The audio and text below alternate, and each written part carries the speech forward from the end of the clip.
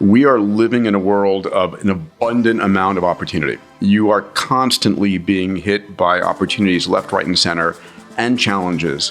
And your mindset is how you react to those opportunities and challenges.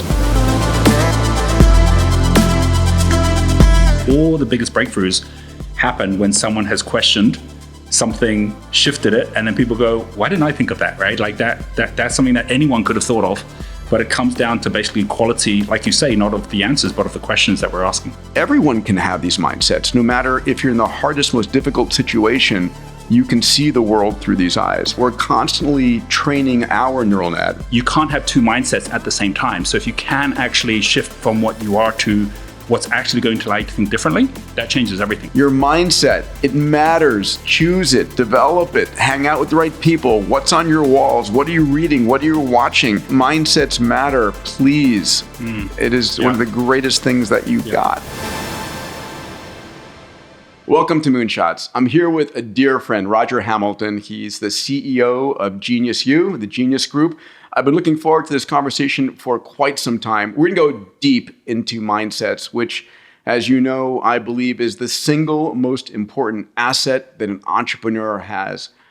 Roger, welcome, pal. Yeah, good to be here. Yeah, thank you for flying in from the other side of the planet to be here. Where were you yesterday? Warsaw. I was in Warsaw in Poland. Yeah. Europe, and then we're going to be around the US for the next couple of weeks and then off to Asia. Yeah, well, thank you for being your first visit and your first meeting. Roger, you and I have played jazz on mindsets. And so I've been excited to really share how you think about it, the experiences you've had, how you teach this. When I'm explaining mindsets to individuals, the example I use is, think of the single top leader on the planet, the best entrepreneur on the planet. Was it Elon Musk? Was it Mahatma Gandhi? Was it, Martin Luther King? Whomever it is, and ask yourself, what made them successful? Was it the money they had? Was it the technology they had, the friend network they had, or was it their mindset? And of course, everybody says their mindset. My next comment is, if you believe it's their mindset, then what mindset do you have, right? If mindset is that important of being a successful leader, a successful entrepreneur. And then the next question is, where do you get that mindset? What mindset should you have for the decade ahead? So there's 7 mindsets I want to talk through with you today. And you may call them other things, but let's run through. Number 1, a gratitude mindset, a curiosity or growth mindset, a moonshot mindset. Number 4, an abundance mindset. Number 5, an exponential mindset, a longevity mindset, and a purpose-driven mindset. So I want to jump into those. And if you don't mind, let's dissect them. What are they? Why are they important? What examples do we have? Does that sound good? I think it sounds good. I think one thing before we jump right into it, which you and I have talked about as well, about how much you can not just be defined by your mindset, but that you can change your mindset. I think that's a really important thing too. That's the most important thing. If you come away from this podcast without learning tools and committing to upgrading your mindset, then you've wasted your time. Yeah, exactly. Plus, everyone has a mindset. The only thing is you may not be aware of what your mindset is because you got it from your parents, you got it from school, from some other area, and there is a distinct link between mindset, which is how you're perceiving things or what you're believing, worldview, which is what then starts showing up around you. Sure. And then the paradigm, right? The paradigm you live in, which is, and they affect each other. If you go into a new paradigm, you're with a group of people that have a totally different way of thinking about health, for example, then your mindset will start changing as well naturally because you're already around other people who have different beliefs and are thinking in different ways, right? And if I could start with a quick story, which I use quite often to show the blind spots of mindset. This is basically a case study from Stanford University when the MBA students were basically given an exercise, 2 hours. Here's an envelope with $5. Maximize your money. And what was super interesting after 2 hours when they came back was some people had actually lost their money. Other people had made a little bit. But there was others that made thousands of % on their money. In fact, the top one was over $1,000, right? So what happened that allowed different people with different mindsets to think differently? Anyone who started with the money said, how do I turn the $5 into 6 or 7? they always failed, right? Because they were starting with the fact that they thought the value was of $5. There was one group that came back and they had made about $200 because they figured, well, what we've actually got is 2 hours, right? That's the value. That's the asset. Yeah. Exactly. So let's go out and use that 2 hours. We'll go to where the bikes are in Stanford. We'll basically charge people to pump up the tires, but we won't tell them how much. There's just donation, right? So they got a couple hundred. There was another group that got, I think it was like 300 or 400. They said, well, what's the true value here? Well, the value is that we're actually coming up to Chinese New Year, and a big thing is giving out oranges, right? So we'll go to all the Chinese restaurants, we'll go to all the people out there who might want oranges, and we'll sell them at a premium, right? So they ended up basically, going out there, taking $5, getting some oranges, and then just buying more oranges and making a whole bunch more money. The ones that made over $1,000, they said the real value isn't the 2 hours, it's the fact that we have to come back and present to the class. And they basically took their 5 minutes when they came back to present, and they got a sponsor who wanted that 5 minutes to talk to all the students, and they basically then charged that, right? So to me, that's a perfect example of mindset because it starts by what are you seeing of value, how are you thinking about things? Yeah. It links into abundance and links into growth, curiosity mindset. But once you realize this changes your whole reality, depending on how you're thinking about things. And you and I have both had experiences with incredible entrepreneurs where we go, whoa, they're thinking about things totally different from the way I'm thinking about it. I need to recode my own thinking so that I also can be operating at whatever level I'm looking for. Love that. We're living in the day of neural nets and artificial intelligence. And interestingly, our brains are neural nets. And you train a neural net by showing it example after example after example. And it builds weighted elements of the neural net. And the challenge becomes to realize that we're constantly training our neural net, and what examples are you showing it, right? So if you're hanging out with people who have a very linear mindset, incremental mindset, that's typically how you'll think. And if you're hanging out with the Elon Musks of the world, you're thinking, how do I go not just 10x bigger, but 1,000x bigger, right? It's the difference of that example at Stanford. So I think let's talk 1 second before we jump into the mindsets of how do you shape your mindsets. So the first thing we've said is who you hang out with. I think that's one of the most important. The old adage, you're the average of the 5 people you spend the most time with, right? So asking yourself, okay, who am I hanging out with? And do they reflect the kind of mindset I want to develop? Yes. What else shapes mindsets? I think one of the biggest ones is the unwritten rules. It's a game you're playing. I still remember a really great conversation I had with Lynn Twist, who wrote The Soul of Money. She set up Pachamama, which is an alliance to help the rainforest. And she said one of the biggest challenges is we think the education system or the government or the media are affecting our mindset, which is true, but parents themselves can actually have the biggest impact. Of course. She gives this great story about most kids, when they're young, they love playing. They haven't yet learned about lack. Or the lack mindset. Johnny's going to the birthday party, super excited. The music's on, he's dancing, he thinks this is fantastic. The adults all put out these chairs in the middle of the floor. He goes, what's happening here? And then suddenly the music stops and everyone jumps in the chairs. He goes, this is a great game, I love this. So he then goes and sits in the chair as well. Then the music starts again, everyone's dancing, so he gets up and he's dancing.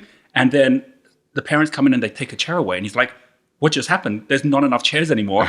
And then basically the music stops and everyone jumps in the chair and he jumps in and poor Sally doesn't get a chair. She didn't get a chair. And it's like, sorry, Sally, you're out, right? So he's like, okay, now I know what the game is, right? And so then the music starts and another chair goes, and this keeps on happening. He keeps on jumping in the chair until at the end, it's just him and his best friend, John, and they take a chair away. There's now only one chair. And John is no longer his best friend, right? It's like we actually get taught lack mindset without even knowing it.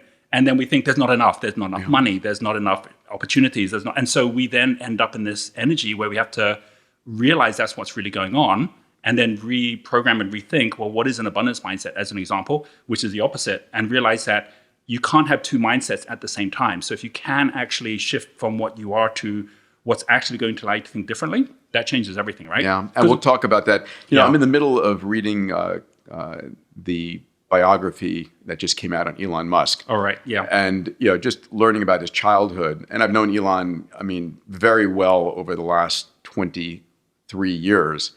And, I've experienced his demon mode. I've experienced the various personalities and how driven he is. And it's so clear looking at that. It's interesting. I have two 12-year-olds, and as we're raising them, a lot of the most successful people on the planet went through a lot of hardship when they were kids. Yep. I mean, serious hardship. And Elon is a 9 out of 10 there.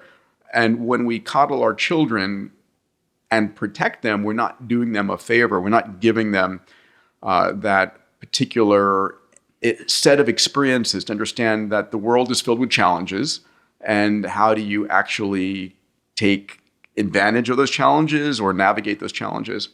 So we talked about your parents, we talked about your friends. Obviously, I talk about the crisis news network and the constantly negative news network and the news. Do you watch the news? No, I create my own news through my different Twitter lists, where I choose who are the people I really respect and care about their opinion. And I'll use that as a news, 100%, not the mainstream media, because it's just getting crazy out there. So what else? What you watch, what you read? I think the entire economic system. I mean, the fact that we are, the whole of the current economic system we have was designed, like if you actually go back to the whole concept of even the word economy, which means to economize, right? It means to actually be managing scarce resources. Yeah. And with that, everyone, I need to have a job because that's the way I get money. I need to basically fight over, the limited zero-sum games that are being played, right? Whether it's, trading on the stock market where the only way I win is someone else loses, or, chasing for a job where 1,000 people where you are going live to the same job. As well, right? And what country you're raised in. Exactly. I mean, living in Bali, which is where I when I first met you, I'd been living there for like 10 years.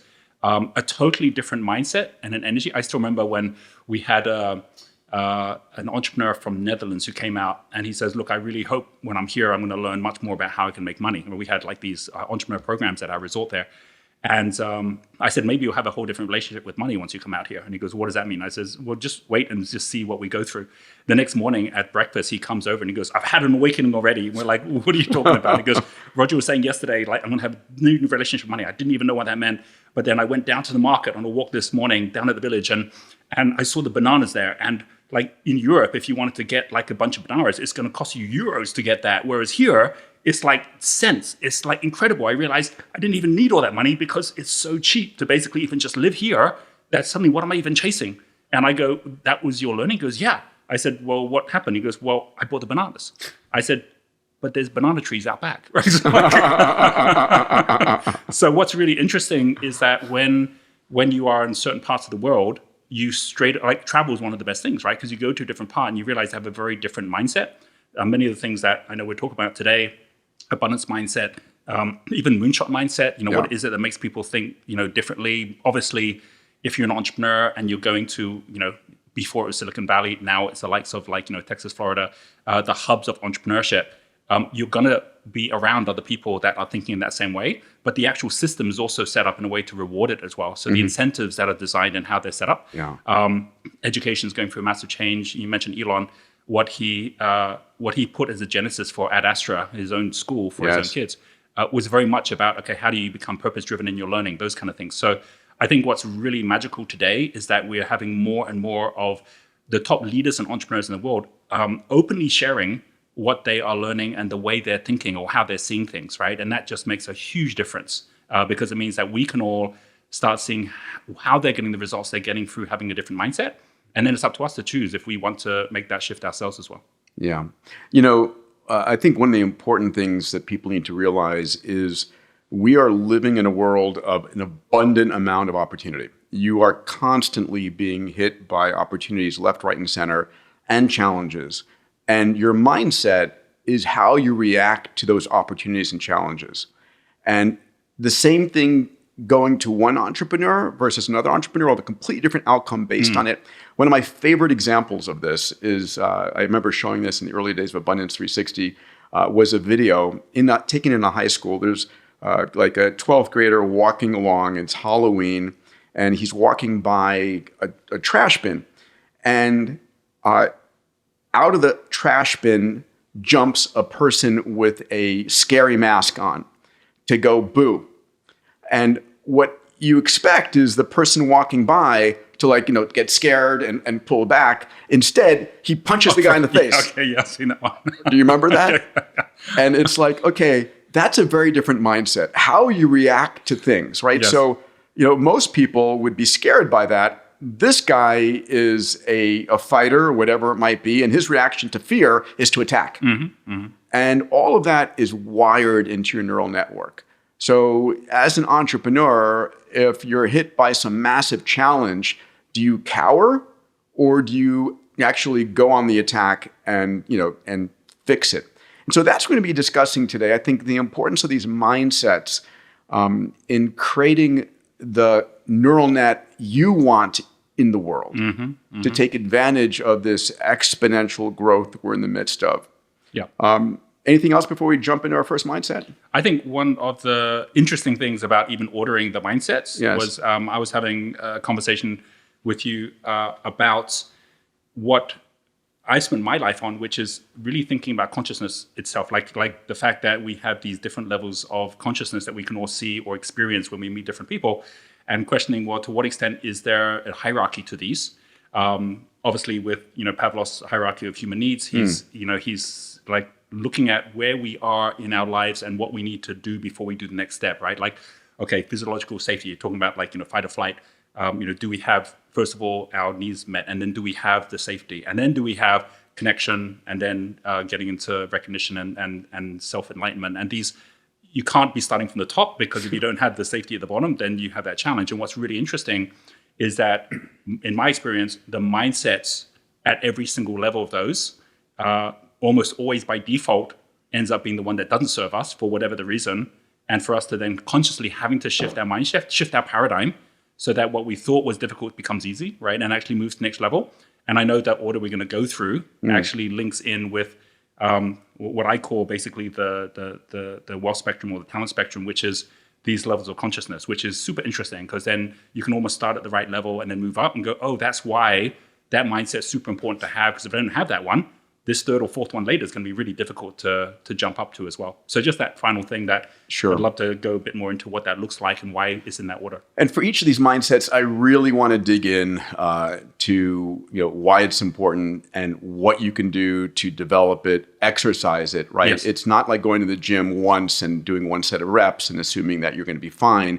These are mindsets you cultivate and you say, I'm going to focus on, and it needs to become second nature. A lot of these mindsets that I've been developing over the years, and you have too, like the abundance mindset wasn't something I always had. And it was something that I developed over time, and it's become second nature now. And everyone can have these mindsets. No matter if you're in the hardest, most difficult situation, you can see the world through these eyes.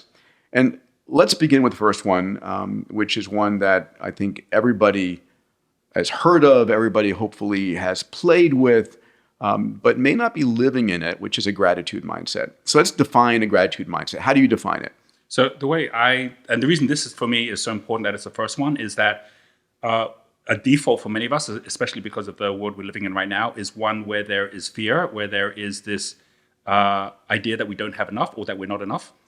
This idea that we are in some way lacking. Yes. And so if you start thinking, okay, so this idea of, and by the way, this isn't just from the point of view of feeling you don't have enough, it's feeling you deserve something that you don't deserve. So fundamentally entitlement, right? Like the entitlement mindset, which is why... We're talking about opposites here, right? Every mindset has an opposite. So in a way, gratitude, the opposite is entitlement. So I deserve this thing. I should have this thing. I don't have it, right? That's not fair. That person has it. I don't. So effectively, the opposite of gratitude is judgment.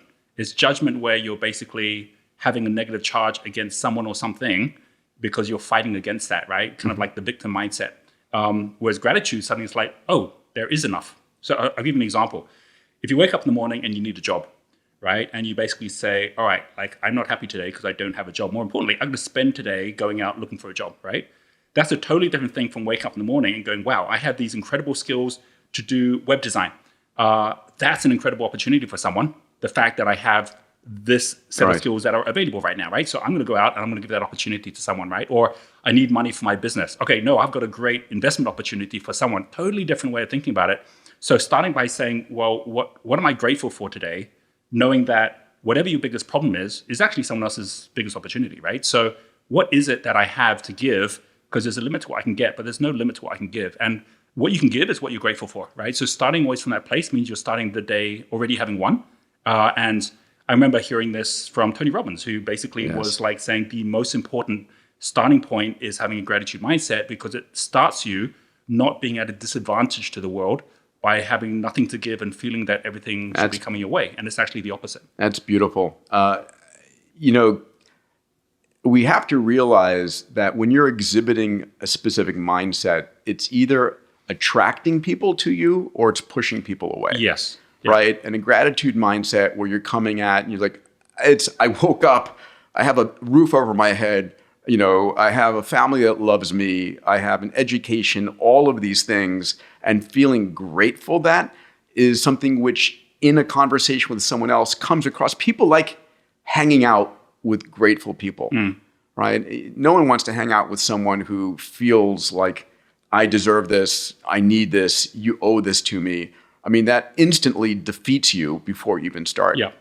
What's also really interesting is that when you look at people who are super successful, who get to the level of success, whatever they choose success to be, is that point at which they already chose to have it before they had it. Like, so I still remember that. Yeah, I remember like this is when I was very early 20s, and I was like, I'm going to be successful in life. And I was listening to one of these CD sets, which was from one of the classic motivational speakers, and he was like, are you the kind of person who is constantly saying, I'm going to be successful one day, that I'm going to make it one day? And I'm like, yeah, that's me. And he goes, well, if you are, you're never going to be successful. And I'm like, what? Why not? He says, because if you wake up every day being the person that's striving to be successful, well, then the universe is going to basically deliver that to you. And you're going to go through the next week, the next month, being that person trying to be successful. You're not successful, right? But if you basically said, I'm grateful already for the success I have in the journey I'm on, you actually already start operating differently. You're not in a energy of needing, right, or grabbing. You're in an energy of offering or giving. And so you're going to meet with the right people. They're going to respond to you totally differently. We all know that if you want money from the bank, they're only going to give it to you when you don't need it, right? So it's like I keep on saying that, right? Yeah, exactly. And on this point of because I think there's some really interesting exercises. I'm sure there's some you've done you could share. I have some that I do every day actually to really reset and make sure that I especially if you are growing your success. The biggest challenge of not having a gratitude mindset or not reminding yourself is your fear of loss of what you've got. Yeah. It's like, I can't risk it because I might lose this thing, as opposed to like realizing, no, it's the value you have for tomorrow which makes a difference. I was in Hong Kong.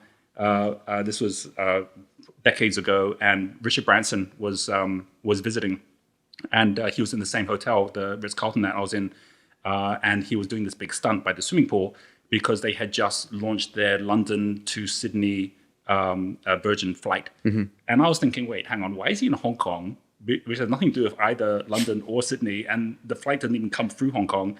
There must be something he needs, right? But I knew that if he needs something, he never ever shares about him needing something based on him saying, I need this, can anyone help me? Because you never get what you need. Instead, he's going to be basically sharing what he's grateful for, right? He's going to be sharing what he's offering. And then from there, he's most likely going to get it. So I listened in to what he was sharing, and he did the whole stunt where he threw the stewardesses in the swimming pool, then he jumped in himself.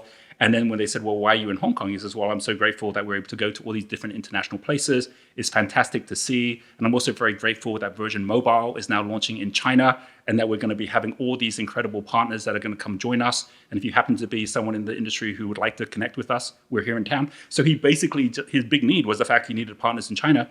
But the whole thing was based on his gratitude and on what he was offering. Yeah. And so, of course, he then was able to attract it far more effectively. So let's talk about gratitude practices, because I think you can flip your mindset from lack to gratitude in a heartbeat. Yes. It really is that fast. A few different practices that I've played with is, I do this actually at night when I go to sleep, is thinking back of what were the 3 things from the day that I was most grateful for. Mm-hmm. And it's a beautiful practice to put your mind at ease in the day. Typically, it's amazing. It's not about a business deal. It's typically about my kids. It's about the basics of life. I'm in good health. My children, which went to the Dodger game last night, loved that.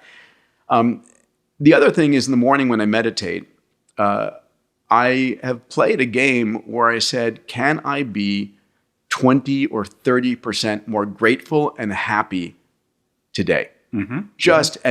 And so when I'm encountering people, it's like just being that much more grateful and happy. And the two go together.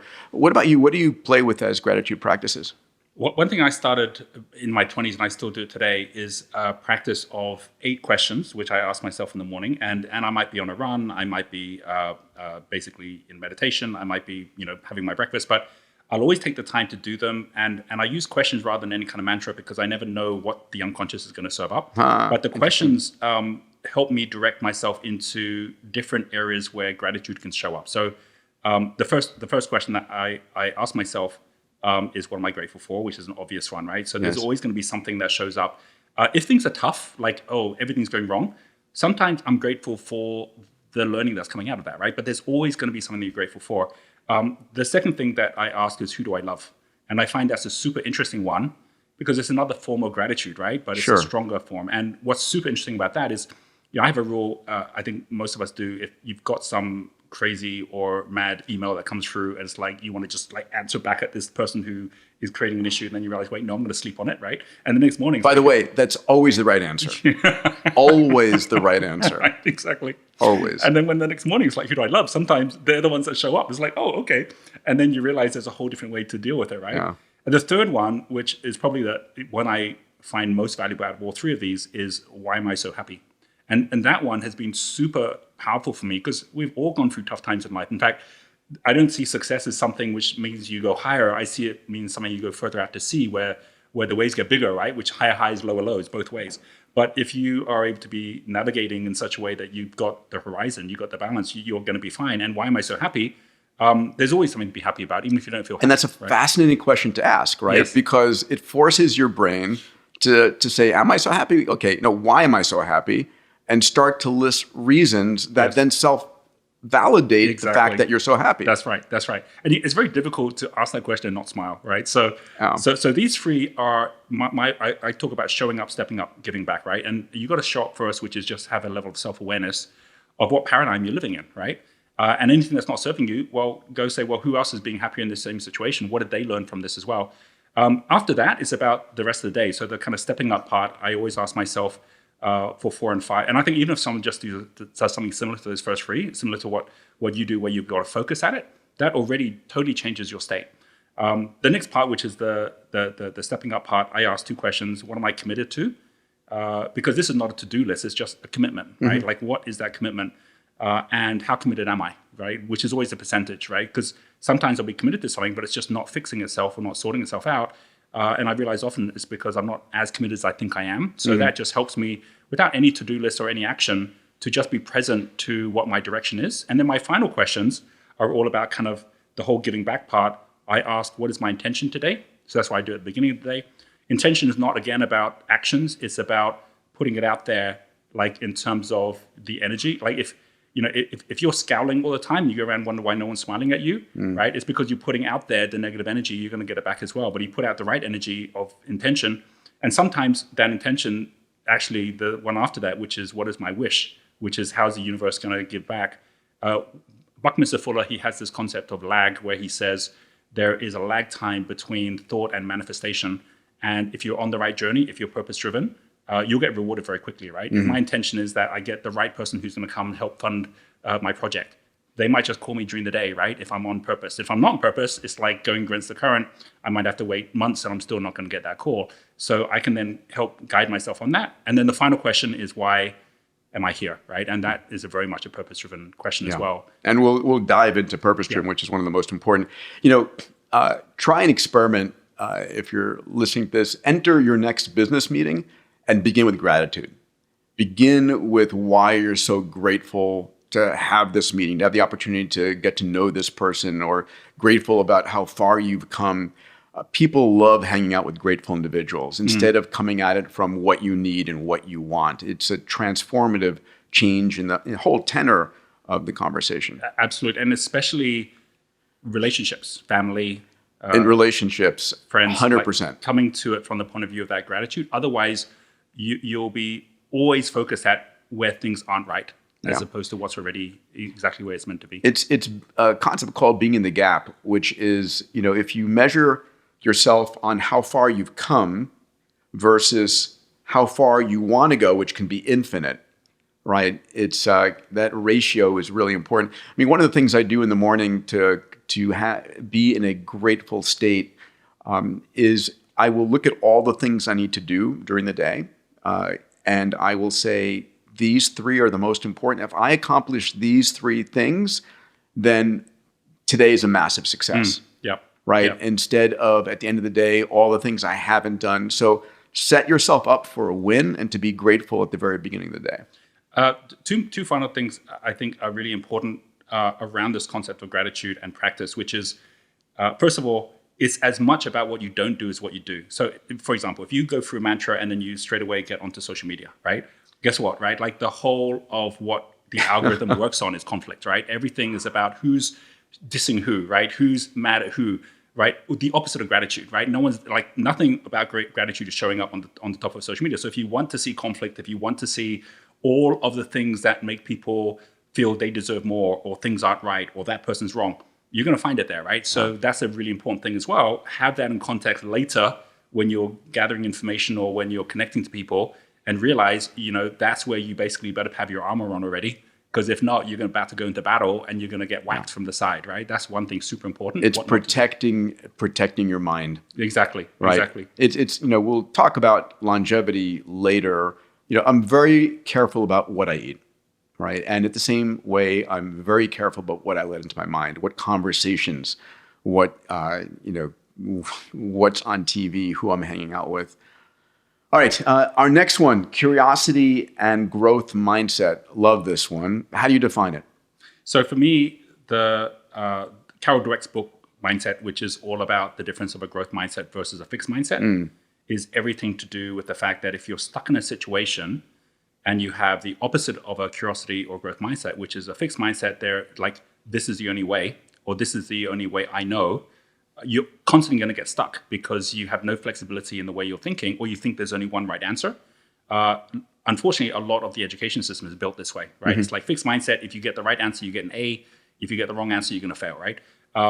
As opposed to the curiosity mindset, where it's not about needing to know in order to do, right? You're not going to learn how to ride a bike by reading a book on how to ride a bike, right? You're going to need to do in order to know, right? So that's more the entrepreneurial mindset, which is, I'm not going to actually know the right way unless I actually experiment, try new things out. And whatever was the way things were working, this is why we see multinationals collapse, because the model that did work, especially in fast-changing times, it no longer works. And if a board has a fixed mindset, that business is going to collapse.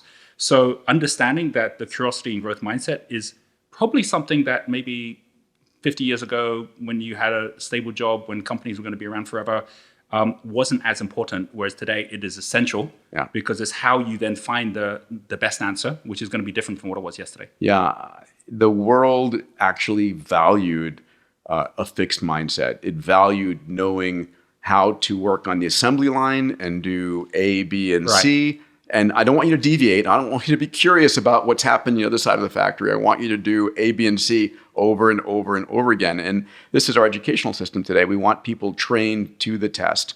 We don't want them to be, their minds wandering about what else is going on. It's interesting, a curiosity and growth mindset today is enabled to a large degree because of our ability to experiment. There was the tyranny of certainty. I'm going to explain that. The tyranny of certainty was, in the old days, you would hire a consultant who was certain about how to market something, or certain about who will want a particular product. And that's the best you could have done back then. Today, I don't care what the expert says. I define the expert as someone who can tell you exactly how it can't be done.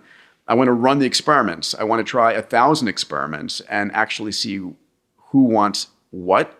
This is Amazon, this is Google, this is every tech company out there. Your ability to rapidly experiment and try 1,000 different, flavors of a product to find out what people want. Because a lot of times people don't even actually know what they want. That's right. Yeah. And there's a level of humility.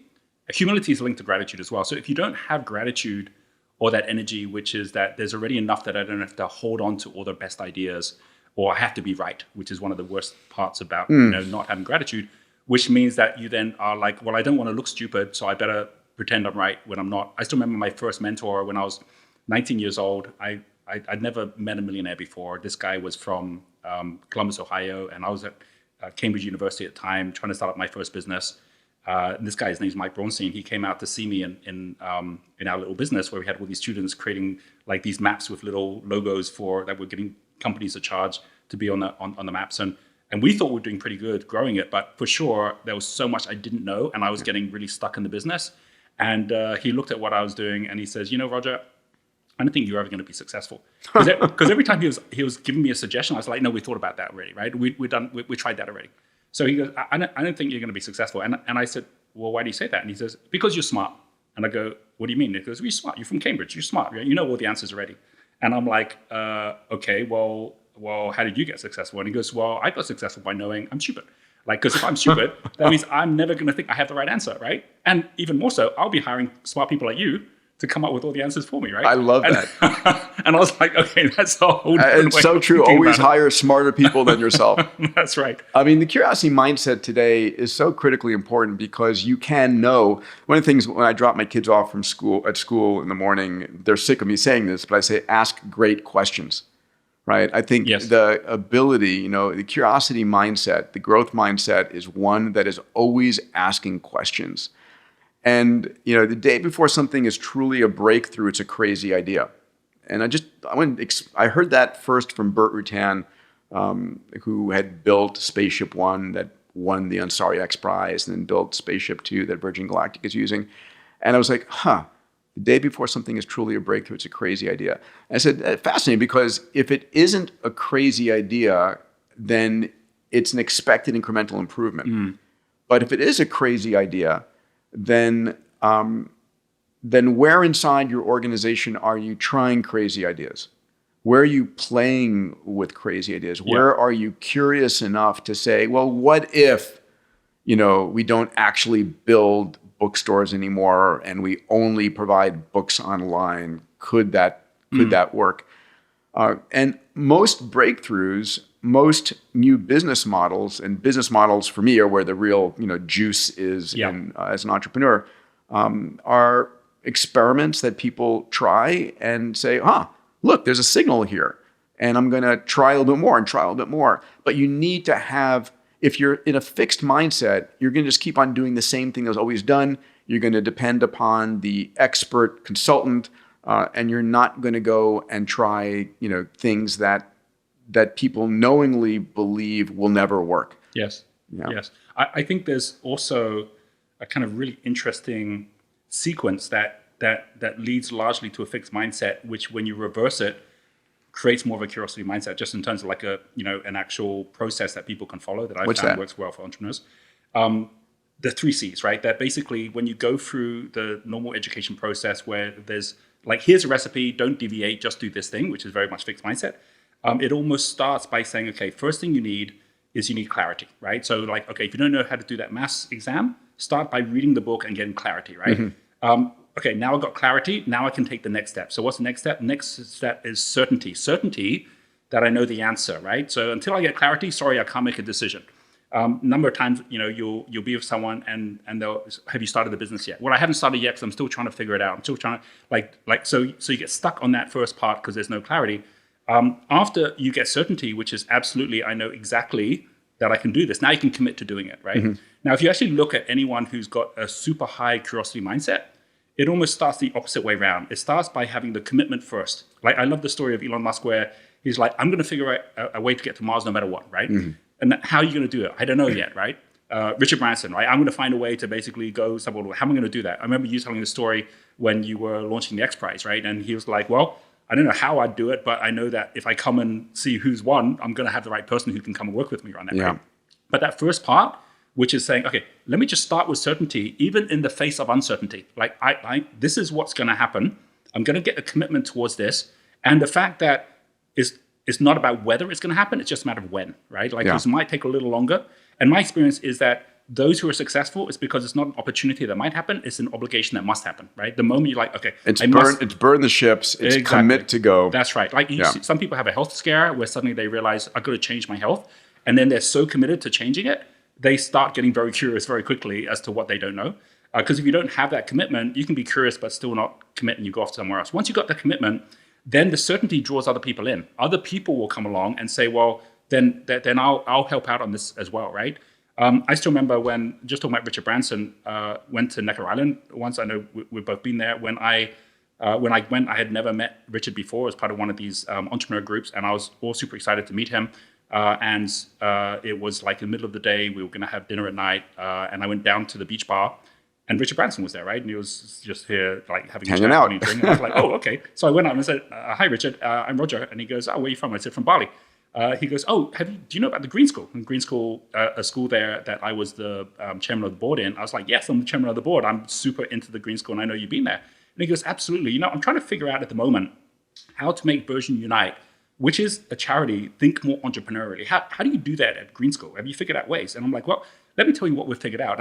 And then I start realizing as I'm talking to him, I've been here for less than 5 minutes, and I'm giving the billionaire some advice. Like, how did this happen? Yes. Right? And it's because he has this incredible talent for learned incompetence, meaning he knows answers, but he doesn't come saying, I've got these ideas. He comes with basically, I've got this commitment of where I want to go.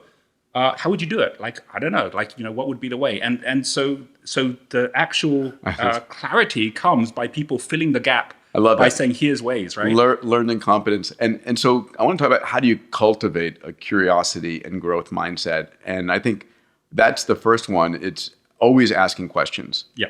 Right? It's finding people, success leaves clues. Tony Robbins always says that. So who are the successful people that you can learn from? And also, it's asking crazy questions, right? We'll talk about this in the Moonshot mindset, which is, okay, I understand how I can go 10 or 20% bigger. How do I go 10x or 1,000% bigger? Yeah. What is the crazy idea that if it succeeds is going to transform the entire industry? And it's difficult to get into that mindset. But I think it's absolutely mandatory if you really want to go and transform the world. I agree. I think that moonshot mindset almost, definitely becomes easier if you've had some small wins on being curious about things you didn't know how it was going to work out, but then it did work out because you were curious enough and you attracted the right people. Mm-hmm. Then the moonshot becomes easier because there's a very fine line between visionary and delusional. Right. So, Elon might say, I'm going to go to Mars, and people believe it. I say I'm going to go to Mars, people wouldn't believe it. Why? Because I have no experience, actual credibility in actually launching rocket ships. So there is an element of not just internal trust, which is confidence, but external trust, which is credibility, where you almost have to earn the right to some extent. A number of people I have who will come to me with a massive moonshot, and I'll go, okay, you still got to build your credibility a bit more to get there, which means go be more curious, spend more time around the people that actually can get this done. Yeah. Because often we will. I still remember with my sister, talking about curiosity mindset, with my sister, when we had a swimming pool, I was 7 years old, and she was always like coming off some really great dives and so on. I figured, like, I'm going to come off a dive she's never seen before. So I was practicing while she was at her ballet classes. She came back and I said, Elaine, I want to show you this dive that I've got, right? And I even put a name to the dive. So basically, she go show me. So I got onto the swimming pool, and instead of like pointing forwards, I turn around backwards, and then I dive in. And she goes, "Oh, I know how to do a back dive too." And I'm like, "How did you know that's what it's called? I haven't even told you the name of it, right? Like, you can't know this, right?" And so for many of us, we say, "Okay, I'm going to go out and change the world," but then we haven't already connected with the other people that already are doing that, and realize, wow, it would be so much easier working with others to do that. And that's a super important point about. Gratitude and curiosity leads you to the right people that then makes the moonshot possible. I want to echo that and expand on it, which is having the humility to ask, right? So one of the things I've started doing a lot is I'll go into the Twitterverse. I still haven't been able to call it the Xverse. And ask people, what are your practices, or what do you do? And when you can reach and get ideas from all corners of the universe, it's amazing what you can learn. Some people say, oh my God, I don't want to ask because I don't want to give away my idea. Ideas are free. The difference between an idea and executing an idea is infinite. And so being able to, don't worry about giving away your idea. Yes. Believe me, someone else has thought of it 1,000 times. It's the person that executes on it that makes the difference. Yes. Anything else on the curiosity or growth mindset that you think is important? I think that exactly what you just said, this whole aspect about being interested in letting go, because you have to let go of being right, but you also have to let go of being the center of whatever game you're playing. So, and what I mean by that is, if we think about most opportunities or even the illusion of lack, even money, right? Like for some people, it's like, well, that's fine to say, for me to go out and do lots of things if I had the resources, right? I just don't have the resources right now. But you don't need the money if you know the people with the money, right? You don't need the resources if you know the people with the resources. So the thing is, well, how do I build the real capital that's important, which isn't financial capital, that comes afterwards. It's actually the social capital, the people you know, or the intellectual capital, the things you know. And if you take an example like a game of football, right? Because everything's a game and games have rules. And if you realize that the people with a high mindset are living in a paradigm which frankly just operate by different rules. So let's imagine you're looking at the game of football. You think the whole point of the game of football is to kick the ball, right? Like no point going on and not being able to kick the ball. Yeah, so football, you mean what we call soccer here in the United States. Soccer here. But actually, we could use American football as well, right? Just even being able to actually just get hold of the ball. What happens after you go chasing the ball? You never get it. Why? Because it's always moving faster than you can get to it, right? Plus, people hate someone who's just out chasing the ball instead of actually being a team player. So you get off at the end of the game and you're like, that didn't work so well, right? I never got the ball. And then you ask others around, well, did you get a ball? Yeah, I got a ball. How many? I got 100 balls. You got 100 balls, right? Like, what about you? I also got 100 balls. Like, what, everyone got 100 balls? How's that even possible, right? When we talk about someone being a millionaire, it's not like they're just sitting there holding on to their million. It's the fact that they've got this flow, which allows them to actually be like, moving through with the ball passing from person to person. And you go, oh, okay, so you didn't get the ball by chasing it. You got the ball by being the opening or the place where it was most valuable for others to be, right? So that curiosity mindset is a really interesting one because it isn't just about what am I trying to solve or what thing am I trying to achieve for myself. Is what's the actual game that's being played here? What's the way I could be of value to other people in this game? I call it the difference of being able to create a job instead of get a job. Because if there's someone you really want to work with, right? Like, you and I, we're now doing some things together, which came from me asking, what is it Peter's looking for? You asking, what is it Roger or other people are looking for? There's always a way to fit in if the curiosity is about how to be of value to someone else. But if starting with gratitude and giving. Exactly. Yes, yeah. Exactly right. Yeah. I'll share another story. I learned it early on, and I've never, ever forgot this. So I'm a sophomore at MIT. I'm running my first real organization ever called Students for the Exploration and Development of Space. It was a college-based space organization. And I was looking to raise $5,000 to be able to typeset and print and mail a brochure. Right? This is before the internet existed, before computer. It's dark ages. And so I went to a place called Draper Labs, which was on the campus of MIT, and I got a meeting with the head of Draper Labs. And I went and pitched my heart out to get a $5,000 donation. And the guy said, I love what you're doing. I'm sorry, we're a nonprofit. We're not allowed to make donations. And you have a good cause and so forth. And I was just about to leave. I was literally opening the door. And I turned around and I said, is there any chance? Now, remember, I'm trying to raise $5,000 to print the brochures and mail them out to the chapters.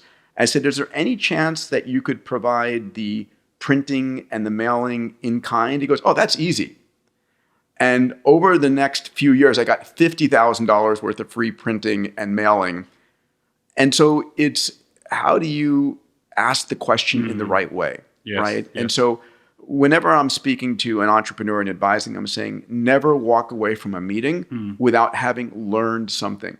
Without having asked a number of questions to understand how could I have done this differently? What could I have said differently? Approaching it from a different place. And it's that kind of curiosity which will continuously have you learn and win in different dimensions. That reminds me of a story. Exactly the same thing, especially for anyone listening who might be, I don't think I have a lot of resources right now. And then realizing it's actually the connecting of the dots that in curiosity, which makes a difference. I was, this is kind of giving my age a little bit, but going back to 1995, I was just finishing my first publishing company that I had, and I basically was looking to get into technology. And there was Blenheim, which is one of the biggest event companies in UK. They were running something called Live 95, right? Which was basically all of the electronics. So you had PlayStation launching there, you had Microsoft 95 launching there. It was all the technology, and it was a consumer fair. So that you had like hundreds of thousands of people coming to Earl's Court in London. And I was like, I really want to go work with those guys to learn about all this, because I don't have the technical knowledge myself. So I basically knocked on the door. I went in and met the event organizer. His name was Bob Denton. And I said, Bob, I want to come and work with you. And go, sorry, we're not hiring anyone right now. He says, no, I'll do it for free. I just want to be of value. Let me work with your PR company and see if I can add any value at all. He goes, okay, well, you go speak with the team there. So I went to the team and I said, look, I'll share my value with you in this way. You tell me who would be the top celebrities you'd want to have come and work with you. And then I'll set it as my challenge to go get them, right? They said, well, how many? And I go, I don't know, one male, one female. They said, okay, at that point, Joanna Lumley, who was in Absolutely Fabulous. Like, she was like really big in the UK. It's like, yeah, get Joanna Lumley for us because we can't get her, right? And then get Frank Bruno, who was like the heavyweight champion of the world at that point in the UK. And I'm like, okay, all right, I'm going to figure this out. So first of all, I said, okay, I'm going to go to the different exhibitors, right? There was Sony, like I mentioned, with the PlayStation. I said, would you be up, if we could get Frank Bruno, would you be up for basically paying for him if we brought him to your stand, right? Mm-hmm. And they were like, okay, sure, we can do that, right? So I called up the agent. That was an easier one. It's like $100,000. They said okay to that, and so we did that deal. And then I did the same with Joanne Lumley. I contacted her team and I said, how much does it cost? And he goes, she's not doing anything at all for money because she's got enough money. Well, what is she interested in? Well, she's working for Prince's Trust, right, for charity. So if you could find a way to actually help on the charity side and give a charity check for like $150,000, well, then we'd be interested. Well, it was pound because we're in the UK. So I said, okay, I'll figure that out. So then I was like, well, who's going to put that money in? And Radio 1, which basically was going to be sharing from the stage, they actually had a live booth there. I went to Radio 1 and I said, how many sponsors would you need to have in order for you to give a $150,000 check? Like, if we can get Joanna Lumley on here, could we have 3 sponsors, right? And that would cover the 150. And then you just do a shout out for them to national radio. And they go, sure, we can do that, right? So then I went out because I knew that no one would pay 150, but 3 people would pay 50. And then I brought both back and we managed to get both of them on board. And I then ended up basically being the head of the PR there. And I was like in my early 20s at the time, but I knew I had no resources myself, but from everyone who was there, if I could connect the dots, amazing, then there'd be the value there. And this is curiosity, not at the point of what can I get, but how can I help everyone get what they want and be the one that's joining those dots, right? I love that. It's true entrepreneurial energy, right? It's not accepting no, and there is an answer. Yes. There is always an answer, and then being curious about what that answer is, and finding it. And it's running experiments, and it's coming up with ideas, and asking people. And just being relentless in that regard. And it's ultimately, like we began the conversation, it's committing to it, burning the ship. That's right. And then saying, I have no choice. It's like, when I announced the $10 million Ansari X Prize and didn't have the money, it was like, I know there's someone out there. I don't know who it is. 150 no's later, I found out there was the Ansari family, but there's always an answer. And I love that story when you share it, because if you had deviated from that commitment and certainty, it wouldn't have happened. But because you always were committed and certain, it's interesting because a lot of people talk about perseverance as a quality. Mm-hmm. I personally feel perseverance is the end product of this commitment certainty. If you know it's going to happen one way or the other, of course you have to persevere, right? Because you can't give up. If you haven't made that commitment, perseverance is almost impossible, right? Yeah. And it's true. I was absolutely clear. There was no question. There is somebody out there. And, everybody kept on saying no, but there's a lot of wealthy people and corporations out there. There was going to be somebody. It was, there's a great quote that I'm not going to attribute it to. Maybe it's Martine Rothblatt. Every no is a step closer to a yes. And so celebrate those no's. I would add to that every no, you need to take away why are they saying no and learn from that. Yes. Don't accept just the no and walk away with your tail between your legs. Learn from it. Even get a suggestion and an introduction as to who might you pitch next. All right, let's transition to one of my favorite mindsets, a moonshot mindset. I'm going to define it. So I've had the chance to have Astro Teller, who's the captain of Moonshots at used to be Google X. It's now X at Alphabet. And Astro's brilliant. There's a lot of YouTube videos of him speaking. You had him at Abundance 360. I've had him a number of times, right? I think his maternal grandfather was a Nobel laureate, and his paternal grandfather was the creator of the hydrogen bomb. I mean, really incredible lineage. And Astro defines a moonshot mindset as going 10 times bigger when the rest of the world is going 10%. Yes. So a 10% increase, for most entrepreneurs is pretty good. 10% more revenue, 10% more customers, 10% lower costs. And we can go and achieve that by working harder, right? You can work harder. You can take, your organization and fine tune it and squeeze 10% more profits out of it.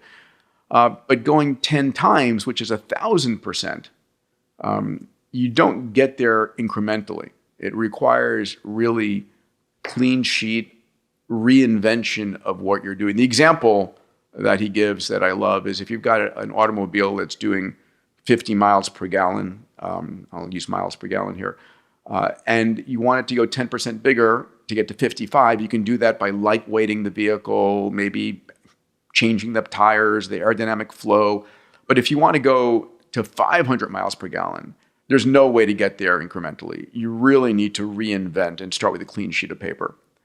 So that's, for me, a moonshot mindset. Do you have a different definition? I totally agree. It is, a new paradigm. Think of a paradigm a little bit like a radio station, right? If you're going to be at a whole different frequency, you can't just be going incrementally to grow. Like if someone says, okay, whatever my earnings are today, salary or company, what would life look like if it was 10 times what it is today? Like in a year's time, if it was 10 times, what would I need to be doing differently? How do I need to be thinking differently? I still remember in Singapore when I started a publishing company there. I'm now in my kind of mid or late 20s, and I was doing it very much the traditional way I knew how. I was raising the money, doing the printing. I had a magazine called the Singapore Property Guide. I knew a lot of the real estate agents at the time, and as I was going through how I'm going to grow this business, I was thinking very incrementally, okay, maybe I can increase the revenues a little bit. I can do this, I can do that. And one day, this guy comes in. His name is Patrick. He was one of our top clients. He was a real estate agent. And he goes, Roger, I'm going to be an entrepreneur just like you. And I go, what do you mean? He goes, Sim Wong Hu, who was the founder of Creative Labs, he was giving $10 million checks to startups in Singapore. He goes, I'm going to get $1 million check from Sim Wong Hu. And I'm like, you're a real estate agent. What's the business? And he goes, I don't know. I just know I'm going to get $1 million check. And I'm like, okay, good luck to you. And I'd never seen $1 million check, right? Our business was getting to that size, but it was a whole bunch of people spending $10,000 or $1,000 at a time. A month later, he comes back. He's got the $1 million check. And I'm like, what happened? And he goes, I told you, I'd do it. I did it. And I said, but how? What business? And he goes, oh, it's a business on cordless mice, for the computer. Yeah. And I go, what do you know about that? And he goes, nothing. I go, well, how did that happen? He goes, well, I went basically into I went like everyone else, had to go through the kind of pitching and everything. And I got in front of Simon Hu and his group. And I said, I'm committed to taking your $1 million and turn it into $10 million. Right? And I'm going to do it in something which is what you yourself want to have happen here in Singapore, which is through technology. And so Simon Hu says, so what's your business idea? And he says, well, before I give you my business idea, I want to know what is one of the biggest opportunities that you believe there is within the space that if someone came in with that, you would go for it. And he goes, well, right now we're trying to figure out all the accessories for the new laptops coming out. We're looking the biggest one is the cordless mice and how someone can figure that out. He goes, how many entrepreneurs have come to you pitching that idea? And he goes, well, none so far. He goes, well, then I'm going to be the one, right? I'll pitch that idea. I will commit to doing that because I'm more interested not in what my business idea is, but having you as my mentor. So you get behind me. I will get the team. We'll make it happen. He goes, okay, done. So he got the deal that way. So I was like, oh my God, I'm really missing something here. And over the next 3 months, I said, well, if he can get $1 million, I can get 3 million. And so I said, all right, why can't I get that 3 million now? Because I'm thinking too small. I'm thinking about one property guide. What if I had a whole bunch of products and I went to the VCs to basically tell them that this is what I had? And what if I had someone running the business because I don't enjoy running it? So there's a guy called Peter Watkins who was the publisher at EMAP, which is one of the biggest publishing companies. I knew him. He was an Australian. who I went out for drinks with once in a while. And I said, Peter, you're not happy where you are. What if you came worked with us and we turned our business into a $10 million business? He goes, your business is not a $10 million business. I said, it's not, but it will be after I raise the $3 million. So he goes, okay, all right, I'll come on board. But like, when can you pay me? I said, well, give me 3 months, then I can pay you. But come and work for a couple of months for free, and then I'll pay you afterwards. And he goes, okay. So he came, like he took a leap of faith because you see I was certain about it. I then basically went out to all the different VCs. 3i, which is one of the UK venture capital firms, they just got really behind the idea. And then 3 months later, I had this $3 million check. And for me, those are the days of photocopies where I did a really big photocopy and stuff on the wall. And for me, that was just a huge paradigm shift that would not have happened if Patrick hadn't come in, basically saying he was already thinking differently, right? You know, I'm super passionate about longevity and health span and how do you add 10, 20 healthy years onto your life. One of the most underappreciated elements is the quality of your sleep. And there's something that changed the quality of my sleep. And this episode is brought to you by that product. It's called 8 Sleep. If you're like me, you probably didn't know that temperature plays a crucial role in the quality of your sleep. Those mornings when you wake up feeling like you barely slept, temperature is often the culprit. Traditional mattresses trap heat, but your body needs to cool down during sleep and stay cool through the evening and then heat up in the morning. Enter the pod cover by 8 Sleep. It's the perfect solution to the problem. It fits on any bed, adjusts the temperature on each side of the bed based upon your individual needs. You know, I've been using pod cover and it's a game changer. I'm a big believer in using technology to improve life, and 8 Sleep has done that for me. And it's not just about temperature control. With the pod's sleep and health tracking, I get personalized sleep reports every morning. It's like having a personal sleep coach. So you know when you eat or drink or go to sleep too late, how it impacts your sleep. So why not experience sleep like never before?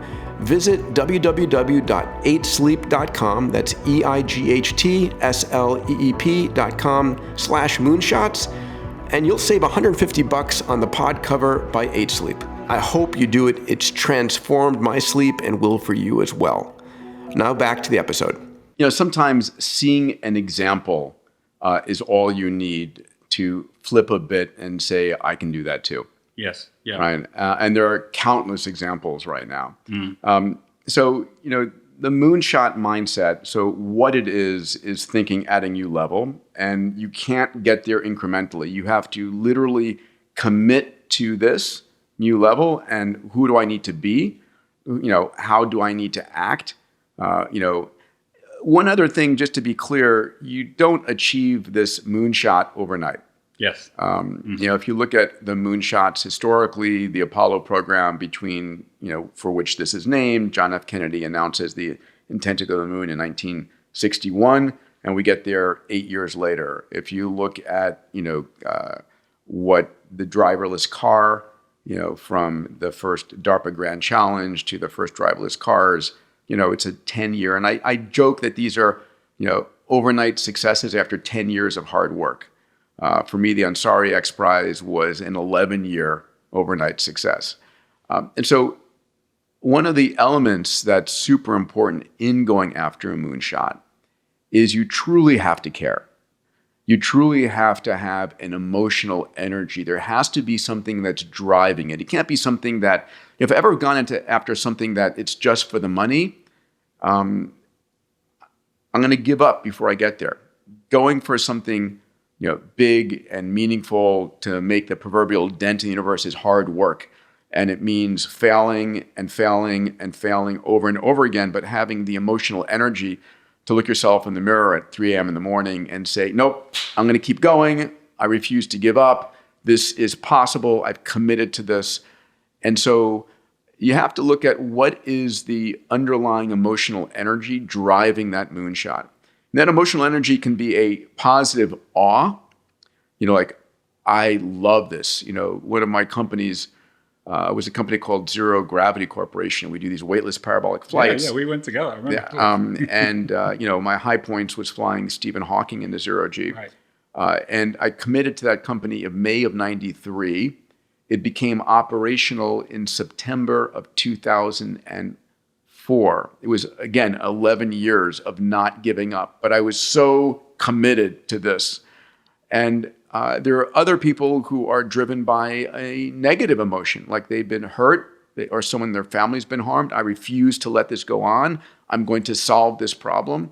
And so, if you're going after a moonshot, Elon's proverbial going to Mars or transforming into an electric economy, you understand that there is deep-seated emotional energy driving that. And so this is not a get rich quick scheme. It's a massive commitment of emotional energy.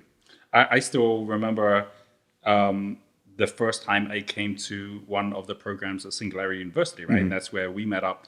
And I was in Bali really thinking a lot about where the world is going. Is the singularity coming? And I was watching some videos of yourself and Ray Kurzweil talking about singularity and then Singularity University happening. At that point, I was at the Green School. I was focusing very much at like the education system, but not at a massive scale, right? We're talking about how could we grow things. But when I came out and we went on a couple of different field trips, and one of them was to one of the DNA printing labs. I don't remember if you remember back then, but I remember sitting there and we were all getting in white coats, and there was a guy at the front, like some kid with jeans, like giving out Diet Pepsis and stuff. And I thought he was just working there. And then he stood up and he says, "Okay, guys, just to let you know why I invested in this company, the reason that this could change the world."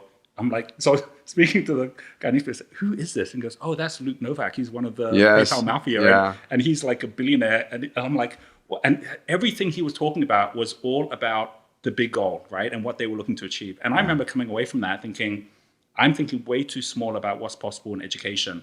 And that's when I set that goal of entrepreneur curriculum. Can we reach 100 million students? But once you start thinking like that, it's like, well, who else has done that? And so I met with Salman Khan when he'd hit 100 million. Yeah. And he was sharing how he did it, what he did. It is about saying, look, if I'm used to going, 10 kilometers an hour on a bicycle, and someone else is going at 1,000 kilometers an hour because they have a rocket ship or a plane, what is it I need to learn from them? Mm-hmm. Because it's actually easier flying a plane than cycling a bike, right? Once you get it going. And this is about basically understanding that these are paradigms or vehicles. And that was my shifting turning point, because you already were talking about moonshots at that point. And I was like, yeah, like this is what allows you to stretch your own thinking, because as that saying goes, if you think you can't, you can't. If you think you can, either way you're right? So it's about what can you now do to shift to a different For sure. How big is Genius U now? So we're now about to reach 5 million students. We've been growing by about 50% a year. So we're on track for that 100 million number. We just need to keep, basically growing by 50% a year. By 2030, we'll be at that number based on that. And so it's like you said, it's not overnight. It's something which takes time, but it's the journey itself of you getting there and knowing the solutions will change because the world is changing, right? Like we're now using AI faster than we thought we would because of what's happening with AI. Similarly, what we're now using more with the metaverse, working with Eric Pulley and Vatum, because that's now growing. So what's so interesting about a moonshot, it's a little bit like a horizon where you don't worry about changing direction and not knowing where you're going. If you know your destination, you can use the wind, even if it's going the opposite direction to you. Sometimes that makes you go faster. You'll tack and you'll still get yourself to where you want to go to. But if you don't have that clarity of what the bigger goal is or what the bigger why is, you're going to constantly be seasick with all of the shifts that are happening.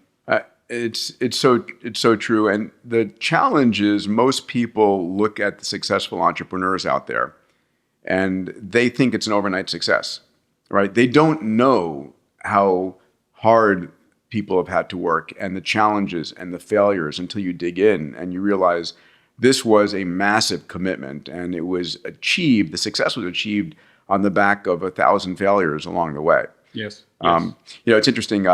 One of the great stories I love is told by Bill Gross, who's the CEO of Idea Lab out of Pasadena.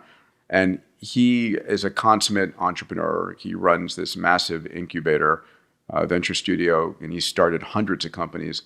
And he did this, you can find it as a TED Talk and a DLD talk by Bill Gross. And he talks about what was it that allowed some companies to succeed and other companies to fail. And he looked at, I think, like 100 companies that succeeded, 100 companies that failed. And he asked questions. He was curious. He began not knowing the answer, came in with the curiosity mindset. And you said, was it, the experience of the entrepreneur? Was it the amount of money they had? Was it the marketplace they were in? And when he looked at like a dozen variables, it finally came down to, I don't want to call it effectively luck, but it was how long the company was around and its timing to intercept an opportunity. Right. So if you're a company that's a flash in the pan, you've got to raise a lot of money or you fail, versus a company that is able to generate revenue and succeed day by day by day, stay in the game and intercept an opportunity. So listen, SpaceX exists because the space shuttle blew up and there was a commercial launch contract that they won in 2008, thereabouts. Airbnb and Uber exists because of the 2008 financial crisis and people needed additional revenue. Zoom exists because we had a pandemic and everybody needed to have a capability for education. And so if you can stay in the game and have a big vision, then you're able to intercept opportunity along the way. Absolutely. I think this goes back to what we've just been going through, even going right back to gratitude mindset, curiosity mindset. When people go, okay, so it's all fair and good that if you're on the right wave when things take off, but how do you actually position yourself to even be where that wave is, right? Because all those companies you mentioned, they already started by the time the wave came. And the truth of it is, if you see people surfing a wave, it's already too late to surf that wave. It's already come and gone. And too many people are holding on to the wave because they've been on the wave and now it's crashing. And they're like, oh no, my business is changing and my industry is changing. When you realize that all of these different individuals who got positioned, they didn't position for the wave. They might have thought the wave is coming, but they were doing it much more for who they were, right? So the first couple of mindsets are very much around self-awareness. And the three elements that make up the Trivium and the Renaissance learning is self-awareness, self-mastery, self-expression, which is very different from calculation and memorization and what we're taught today, which is how to be a better computer. This is how to be a better human, right? So it's the whole basis of humanism. And self-awareness, one of the tools we use is the Ikigai, right? Which is the Japanese concept of your Ikigai, yes. Yeah, I love that. It's a combination of four things, which is what you love, your passions, what the world needs, which is your purpose, what you're great at, which is your genius, and also what you can get paid for, so you can actually have a self-expression, whether it's an entrepreneur, whether it's a chef, whether it's a musician, right? And link these together. But this is what we should be grateful for. Grateful for the fact we've got unique gifts. We're living in a world where we're being divided by our differences when we should be getting united to our uniqueness, right? That we're all actually at a place where we can honor and be grateful for what we have that other people don't have, and then connect with them based on that as well. So that's why we do all the tests on this to get to scale where people go, okay, now I know what kind of team I need. Now I know what I'm great at. Now I know what I shouldn't be doing. And that then leads into self-mastery, which is where these consciousness show up in terms of how to live through these consciousness. And then of course, self-expression becomes easy because you're now doing it. You're living your life. Absolutely. Yeah. Let's talk about what it takes to have a moonshot mindset, because it's not obvious to everyone. And how do you create a moonshot mindset in your organization? And should everyone in your organization have a moonshot mindset?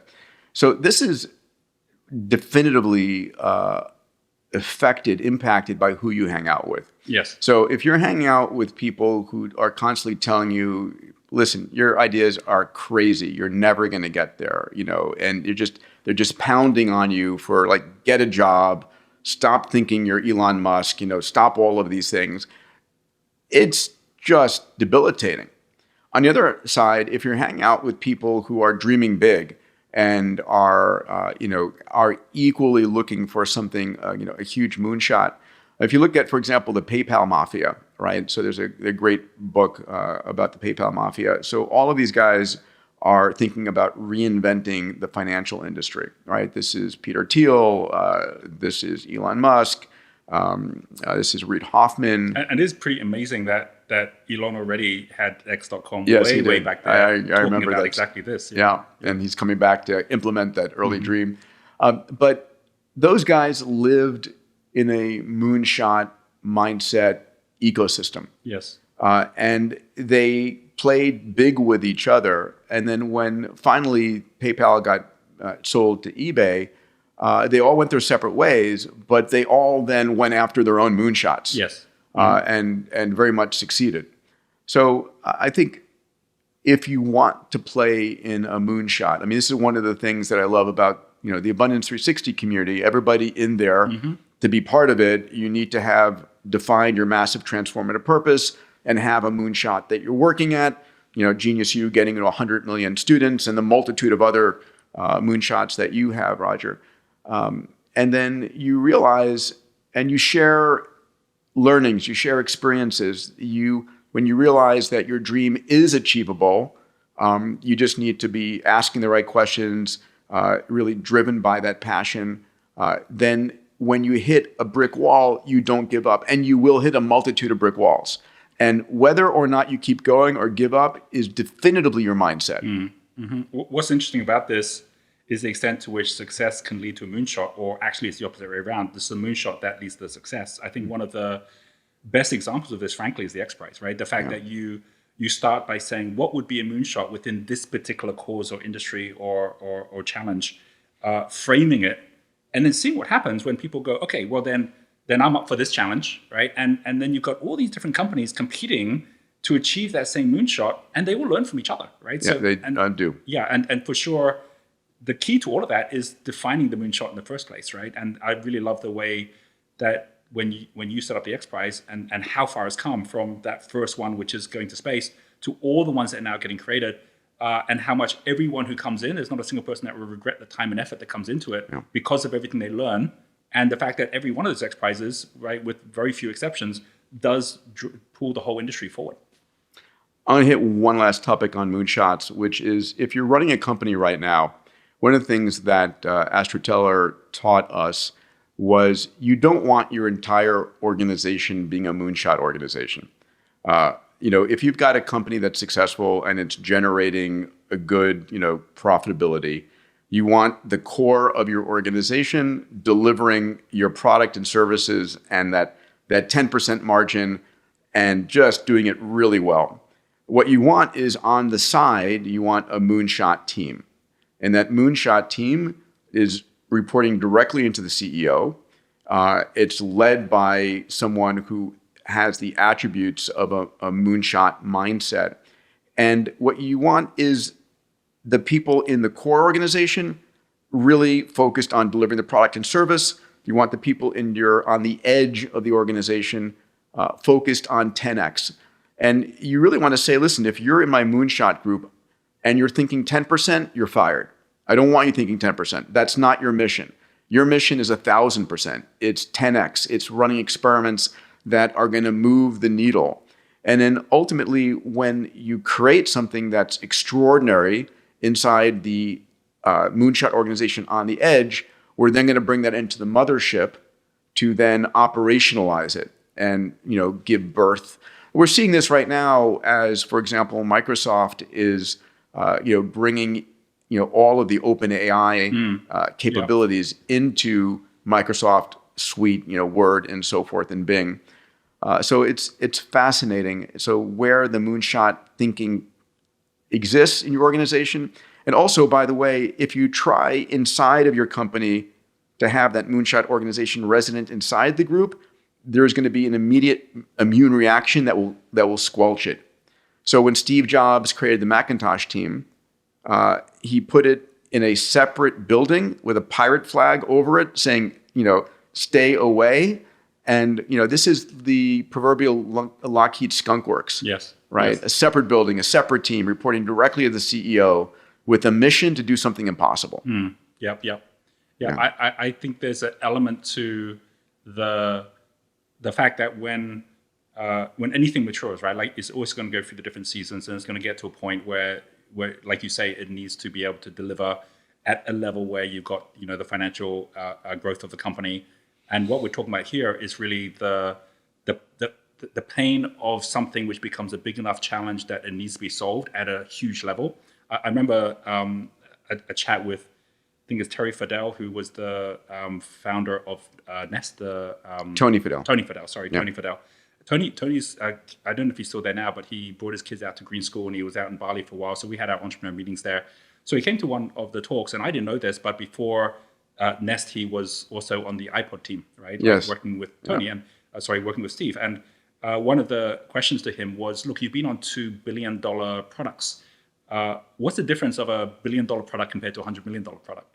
And he said, look, everything I learned about that, the big world-changing difference came from Steve Jobs. And he says that what I learned from Steve Jobs is, whereas most people, they think they've got a product, they think they've got a solution, and they're ready to go, Steve Jobs would spend much longer on turning that problem into a world-sized problem, so that it could then go out and make a much bigger challenge. He says, look, at the very first start, when they would think about the iPod, they said, what's the problem we're solving? It's like, well, the problem we're solving is a Sony Walkman has got one CD, it gets scratched. If that was basically digital, then that would solve the problem. And Steve's like, that's not a big enough problem, right? Like that's not a painkiller that we're going to be delivering. That's like a vitamin, right? It's like, okay, so how do we turn it into a painkiller? And he says they spent about 6 months just going deeper and deeper. No, the real problem is that you have more in your music library that you want to listen to at the same time. No, the real problem is that there's music all over the world that your friends are listening to that you don't know about. And so it just got bigger and bigger and bigger. And the end point was not just the iPod, but iTunes, the whole platform, the whole thing, where basically you're now solving something for the world. And of course, you can see that this is the genius of Steve Jobs, right? That in the core of this idea that this is an opportunity versus this is an obligation, there's something about a moonshot, which isn't just how big it is, it's the level of commitment that other people want to put to that same thing. Because all talent today is looking for the right companies to work with where they think they're doing something meaningful. If you're not working on a moonshot, you don't get to that talent, because that talent has gone off to work with someone who is. Right? Amazing. And so I think that for me was a really big eye-opener. It's, if you want to get 10 times bigger, think 10 times smaller, go 10 times more in the microscope, 10 times higher quality. 10 times better will make 10 times bigger, right? So quality will make quantity. And that's something which so many people miss out on because they're so busy rushing to try and get somewhere versus slowing down to speed up, right, and getting it right. Speaking of 10 times, let's talk next about the exponential mindset. It's the core of Singularity University. It's also a lot of what you teach at Genius U. It's the core of Abundance 360. An exponential mindset for me, I define as someone who realizes that we're not living in a linear world, that the speed of change is exponential and it's accelerating. The primordial example I give is a conversation I've had with Ray Kurzweil that says, in the next 10 years, we're going to see as much change as we have in the past century, which is amazing. All right, everybody listening, you double, linear mindsets 1, 2, 3, 4, 5. An exponential mindset is exponential growth. It's doubling 1, 2, 4, 8, 16, 32. A quick reference to memorize: double something 10 times, it's 1,000 times bigger. Double it 20 times, it's 1,000,000 times. Double it 30 times, it's 1,000,000,000-fold. And our brain, the 100 billion neurons, 100 trillion synaptic connections, are wired for a linear world, but we're living in an exponential world. And this is where people get and companies get disrupted because they're thinking linearly and their competition is implementing and thinking exponentially. Do you have a definition that's different from that or adds to that? I can give you an example because I think your definition is absolutely right. Like the opposite of an exponential mindset is what you could say is a linear mindset, but that is still assuming that things are going to grow or stay the same. But some people, I think, have actually got, instead of a multiply mindset, they have a division mindset, which means they think things are getting less. And as long as you think that's where things are going, you're going to hold on to what you got, and you get right back to the beginning, which is the fear of loss. There's a little exercise which we did when we were running workshops around the world, where we would have a group of maybe 500 people in the room, and we basically would just play a little game where we get someone onto the stage, and I just basically do a little grid, like 3x3 grid. Take a pen, put a 0 in the middle, right? So of course they're like, okay, I'm gonna put an X, right, and then 0 F. They're playing noughts and crosses, and no one wins, right? I said, okay, all right, well, you obviously know how to play. Okay, so here's the game. Everyone, you have 1 minute. Choose your team. Basically, in that 1 minute, you can each have 4 of these grids. Maximize your score, right? Boom, go. And so everyone's off going. And at the end of the minute, okay, how did everyone do? Who ended up with 0, right? A lot of people we got 0, we just zeroed out every time. Some people are like, we got 5. Some people are like, we got 10. How did you get 10? You only had, like, so then it's like, okay, so play it again. So we do it a second time. And of course, some people are like, wait, hang on. If they got 10 and I'm getting 0, what are they doing differently, right? And they say, oh, look at that. They're actually helping each other to go XXX, XXX. Okay, now they've got 3. It's like, oh, they're not even trying to fight each other, right? They're trying to do this together. And it will get to a point where people, okay, now how much? Okay, you got 10, you got 20, you got 100. How did you get 100? Like, how's that possible? Oh, you don't have 2 people in your team. You got 8 people in your team, right? Mm-hmm. Oh, are you 3? You're in 3 dimensions, so you're actually getting this way. And at the end, they're getting thousands and thousands of points. And it's the same game. It's just that the rules we assume is that you're trying to stop the other person from getting 3 in a row and you're trying to get 3 versus maximizing score. And so there's an aspect of everything we just talked about before. In order to get the exponential, you have to have a gratitude mindset, right? You got to have a moonshot of some sort, which is going for something bigger. Mm-hmm. You got to be curious enough to try it again and know that the first time you're doing it is just the first iteration. But if you start realizing that not only are we living in an exponential world where all the success comes from those who understand and are flowing through that. I mean, this is what Warren Buffett says, the greatest magic in investing is compound interest, right? This idea that things keep on accelerating.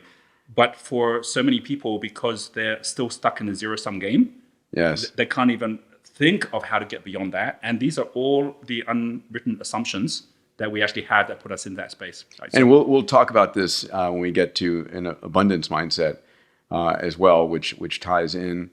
The challenge we have is the majority of the world lived in a linear situation that if you wanted to double revenues, you would have to double the number of people working and the number of plants.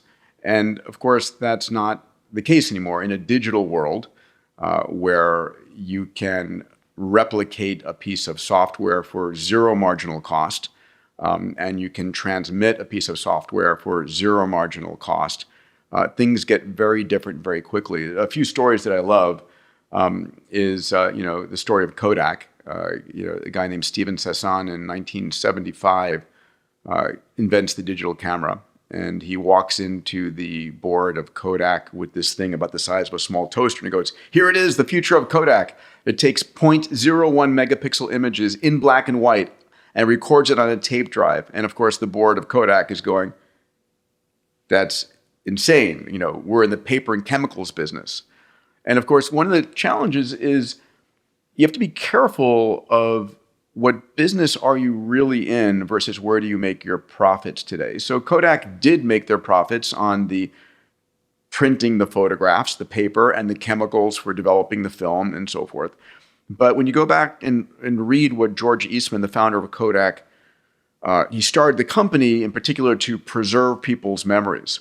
And when this alternate technology of digital photography came along, which was much more aligned with his original intention and his own purpose, they missed it.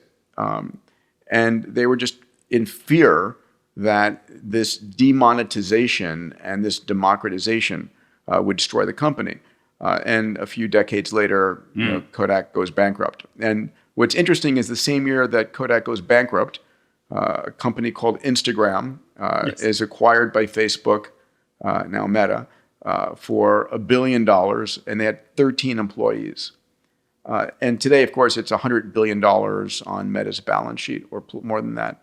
And so this shift of mindset of thinking, okay, well, if we're going exponential and we're demonetizing things and democratizing things, our market is going to get massively bigger.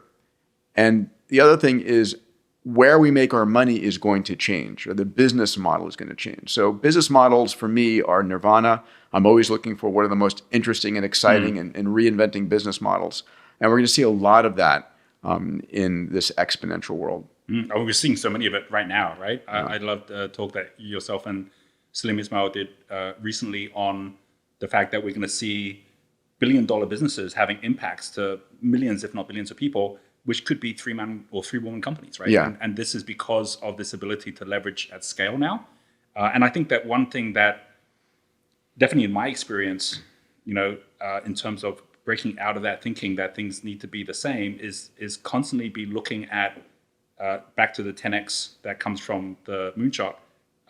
Like if our company was doing 10 times or 100 times more, what would that mean for the company? Like where would the bottlenecks be? What would be things that we can't be achieving because you guys are dealing with this many queries and suddenly we're going to have like 100 times more? Right? Okay, how could we look at this whole thing differently so that we actually are geared up for it?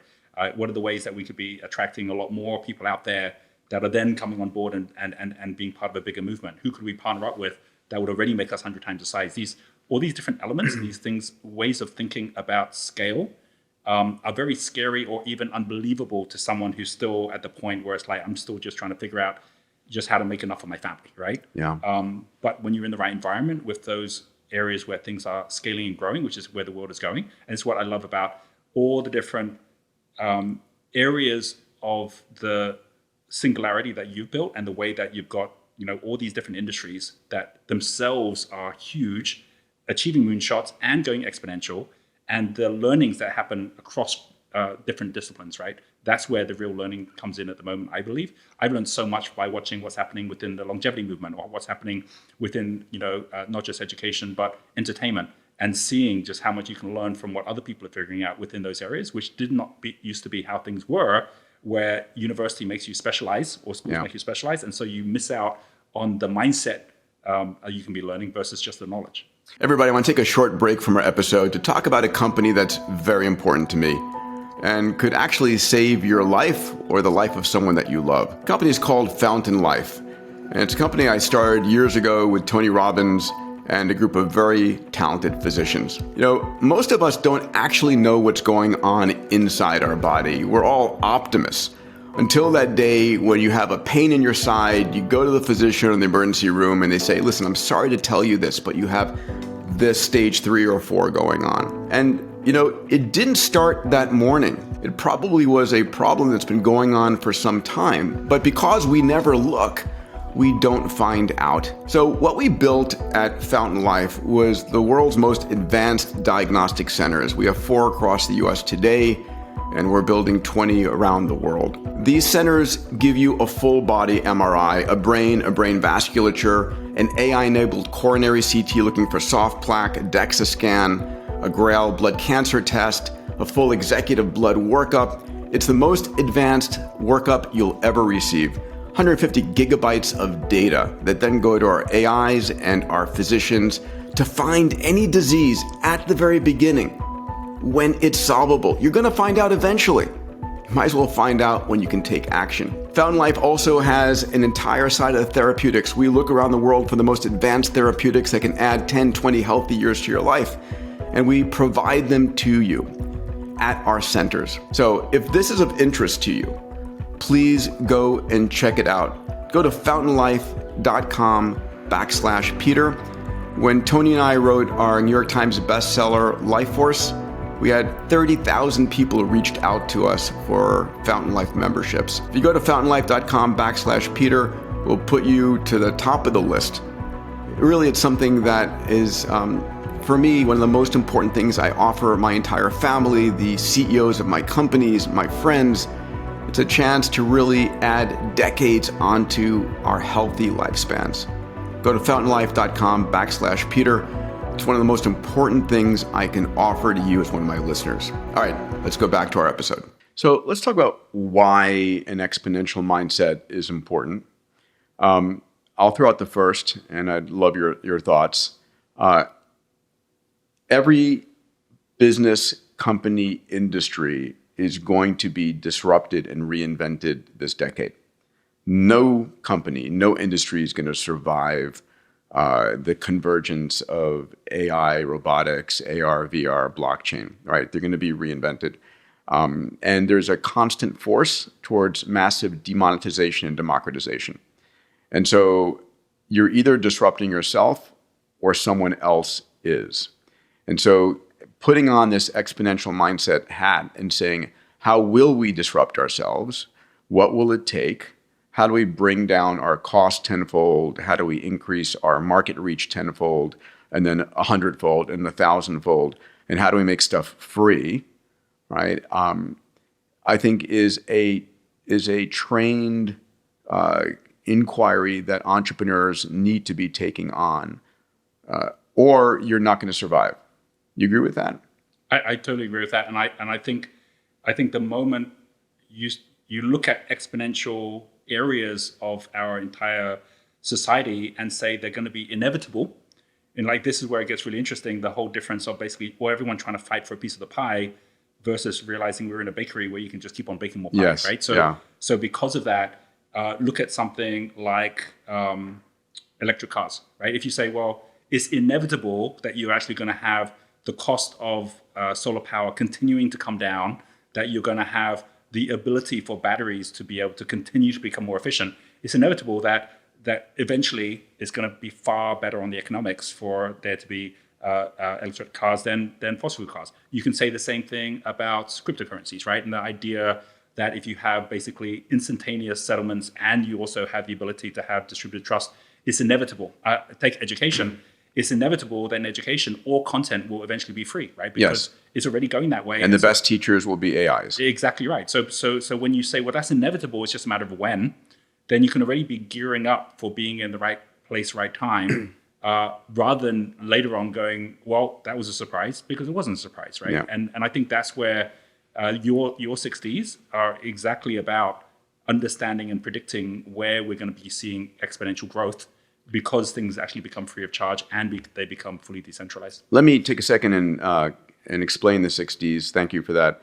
So I wrote about this in either Abundance or Bold. And the first D is digitization. We're digitizing everything. We're digitizing architecture, biology, manufacturing. Everything is getting digitized, and everything.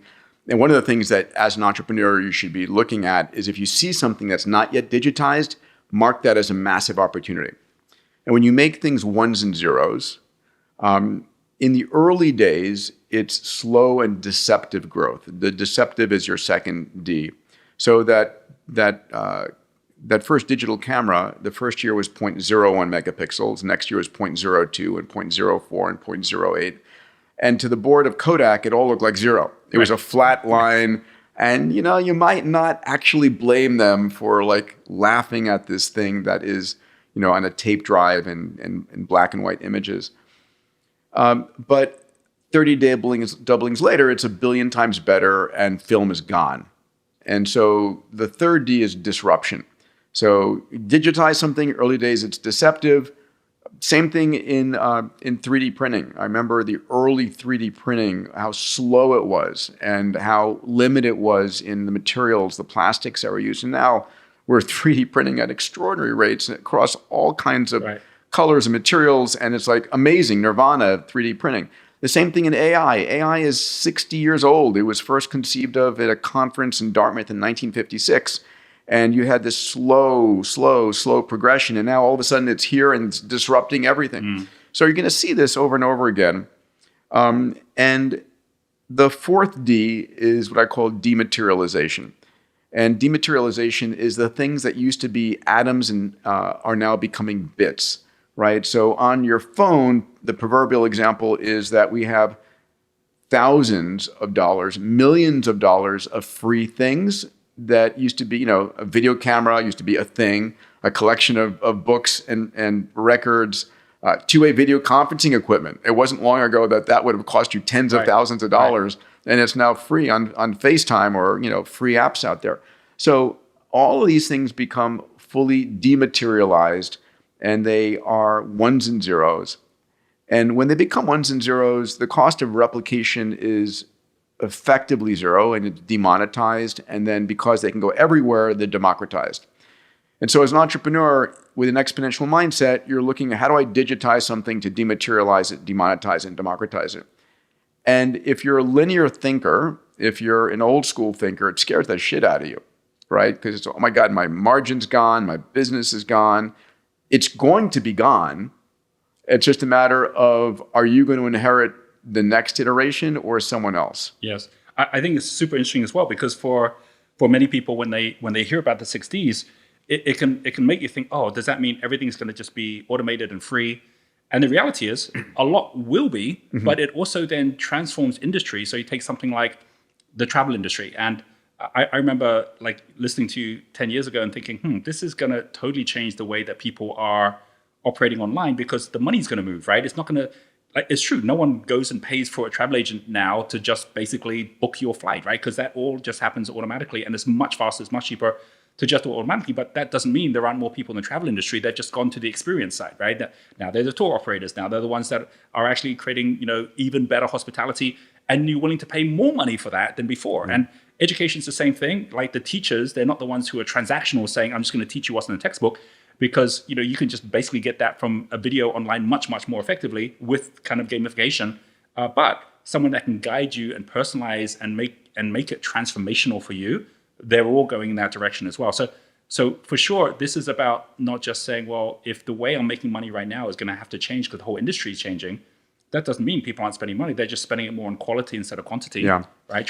And that's a really important thing. How are business models changing as a result of these, so that you don't end up basically just being again coming back to business models in Exponential Organizations 2.0 that Salim and I released earlier this year. We talk about the concept of better than free, and it's the concepts that come from this. It's personalization, right, to a large degree, and there's a whole slew of elements that, yes, it's free, but I'm going to pay for added elements to it that take this freemium opportunity and make it even more valuable to me. Just a quick story about this whole thing about shifting mindset and how all these mindset link with each other. I was in South Africa. This would have been about 2016, so a while back, and we were at a conference there. And at that point, South Africa, a lot of the entrepreneurs, business people were super negative about the country. They're like, it's fine for you to come from overseas, talk about opportunities elsewhere, but here in South Africa, not so easy. Politics makes it difficult. Economy makes it difficult. Our rand exchange rate makes it difficult. And I'm like, guys, this is all mindset. Like, this is, if you think this way, it's going to be true, right? Yeah. But you also happen to be on the seat of the fastest growing continent in the world, and it has the highest density of entrepreneurs in the world, and you're talking in this way, right? And we had just gone on a safari like the weekend before in Kruger, and it was just incredible. And the experience we had, and we were talking about just the elements of like how nature works and how you can fit that into the idea of business. So I said on stage, I'm going to be investing into South Africa. And it just came to me in my head. It's like, we're going to get a safari here, right? And everyone just gave a standing ovation, like we're going to bring money into the country and everything like this. But I got off the stage and my team were like, Roger, you just said we're going to buy a safari. And I'm like, yeah, we are. Like, I'm just committed to this place. We're going to make it happen. They're like, how? I have no idea how. We'll see. And then someone came up from the audience and said, are you serious about getting a safari? And I'm like, sure I am. And he goes, well, because like my friend is one of the best real estate agents for safaris. I said, well, then let's book up a call where we can go through the whole thing. So we did. He goes, you do realize you can't get a mortgage for safaris. You're going to pay full cash for this thing, right? It's going to cost you a lot of money. And I'm like, okay, well, we'll figure out a way, right? But like, just book up where we can go see them. So the next trip I came back, we had a number of different ones we went to have a look at. And there was one absolutely beautiful one in a place called Midikwi Game Lodge. And I met up with the owners there, and I was looking at the price tag, and I'm like, I don't know, like this thing was what, 5 million? And I'm like that means putting down 5 million cash. I said, but actually, I'm going to basically make a commitment that we're going to buy it. It's going to give enough time for uncertainty becomes certainty, right? So right. It's like, okay, so 2 years, we'll do it, and we'll do some vendor financing. And then from there, I then, on the next event we had, just said, hey guys, who wants to be one of the investors here? We had some people who said, we could be interested, but we've got to see the numbers. We brought them all out to have a look at the place. And I said, hey, I tell you what, we're going to run some conferences and events at a safari just like this to show that we can actually bring in the business. And if we do that, would you be willing to invest? And they said, well, yeah, prove you can do it first. So we did it. We could see that we could make it work. They then basically said, the problem is that, this whole thing could be taken away by the government if they want to. I'm like, all right, what's the way around this? And one of them said, well, have you thought of basically bringing all of your different resort ideas together into one? And on that weekend, they came up with the idea of us bringing it all together in one. I went back to Johannesburg and someone says, hey, we could list the company and actually get us started to raise the money that you need to do this. So by 2017, we did an IPO of the whole company. We raised the funds. It allowed us to get the whole thing started. And then we saw what the real value is the fact that we're bringing entrepreneurs from different parts of the world. That Entrepreneur Resorts company now is part of our New York Stock Exchange company. We're now splitting it off into a separate company. And we've got licenses of people who currently run resorts and cafes that are now willing to pay to have a license for Entrepreneur Resorts to be building. And it's become this multi-million-dollar business that all came from basically just this absolute commitment we want to have in South Africa, right? Absolutely love that. And by the way, I fully agree that Africa is a rising star, massive rising star. Yeah. The youth, the entrepreneurial energy there, the resources. India. I think it's China's waning, India is rising, and Africa is right behind it. So there's this hungry energy, which is really a core part of entrepreneurship, largely because for a lot of them, like, hey, I got nothing to lose. So, and that is one of the biggest challenges with mindset. If you think that you have something to lose, then you're never going to take the steps, which don't even have to be risks actually, but they're more about what you're willing to give up on in order to go on to the next step. Yeah. And it's also just the getting your mind into that creative space. Yes. Of it is possible. I don't know how yet, but I know I'm going to solve it. Yeah. Now, Africa, just another example is, it was not 20 years ago, 20, 25 years ago, where, it was like a 7-year waiting time to get a landline from the PTT, of course. And then, boom, mobile explodes. That's right, yeah. Huge opportunity. And we're going to see, these greenfield reinventions of industries. I'm waiting for eVTOL. One of the biggest challenges with Africa is the road system, from the rains and so forth are awful. But let's skip building roads and fly through the air, right? That's coming not too far down. So on the exponential mindset, how do we cultivate it? Let's talk about that. I think one of the ways to cultivate it, again, is by who you hang out with. Yes. So, one of the things I'm really focused on at Abundance 360, and you are at Genius U, is pulling people together and showing example after example after example of how an exponential mindset reinvents this company, reinvents this industry, and get people to start to think about it. I think it's really forcing people to think about how would I digitize every aspect of my business and what does that mean? Do you have other means by which you might cultivate an exponential mindset? I think what's super interesting is this whole idea of how what you think might be big to someone else is small. That whole conversation. And also, what you were saying about Steve Jobs earlier. Yeah, well, but also recently, like at the Abundance 360, when you had Tony Robbins on stage and he was talking about his moonshot about 100 billion meals, right? Yes. And where it started with 1 billion meals. In fact, it started 100 million meals, and then 1 billion. And when they were getting together, say, well, we've now achieved 1 billion meals. What's next? 10 billion? And he said, well, what would it look like if it had to be 100 billion? Like because you know how big an issue this is. And when they started thinking that way and thinking, well, we can't solve this the same way we've been solving it. So we're talking about a much, much bigger moonshot. But at the same time, if we're going to go down this route, who out there would be willing to sponsor 100 million meals, right? Like there's people giving away in the Giving Pledge billions of dollars. And so, connecting up with the Forbes Summit, like, connecting up with the people that had the money and then bringing together the solutions, right? And working together with the guys out in India that figured out smarter ways to actually go to scale, right? Mm-hmm. Working together with Feeding America, working together with UNICEF, and where they already had models that they were already working at scale on as well. No question that scale's all relative. Yeah. So if you really care enough about something and you can see things going exponential, there already are people there who are thinking about the consequences of that. And it's usually not the government, right? Yeah. It's usually the entrepreneurs at that level. Probably the most impressive exponential thinker I've met besides Ray Kurzweil is Elon. And he uses something called first principle thinking. So I remember I was at a lunch with him and the head of Fiat, and Elon was talking about the early days of Tesla. And when they went after the Roadster, they assumed that the Lotus body would work and that the batteries would get better and better. And it turned out the Lotus body didn't work, and the batteries that he planned had to be changed, and he was in so deep at that point financially that he couldn't go backwards. He had to go forwards. And so they had to reinvent everything, as he's done over and over again. But the element of first principle thinking is he went and calculated what is the spot price of the cobalt and the lithium and the nickel that you would need to create these batteries. If you were to buy those materials in bulk, off of a particular exchange. And then what is the price today for the battery? And you realize it was a massive reduction that was possible. And so that gave him the faith that they could do that.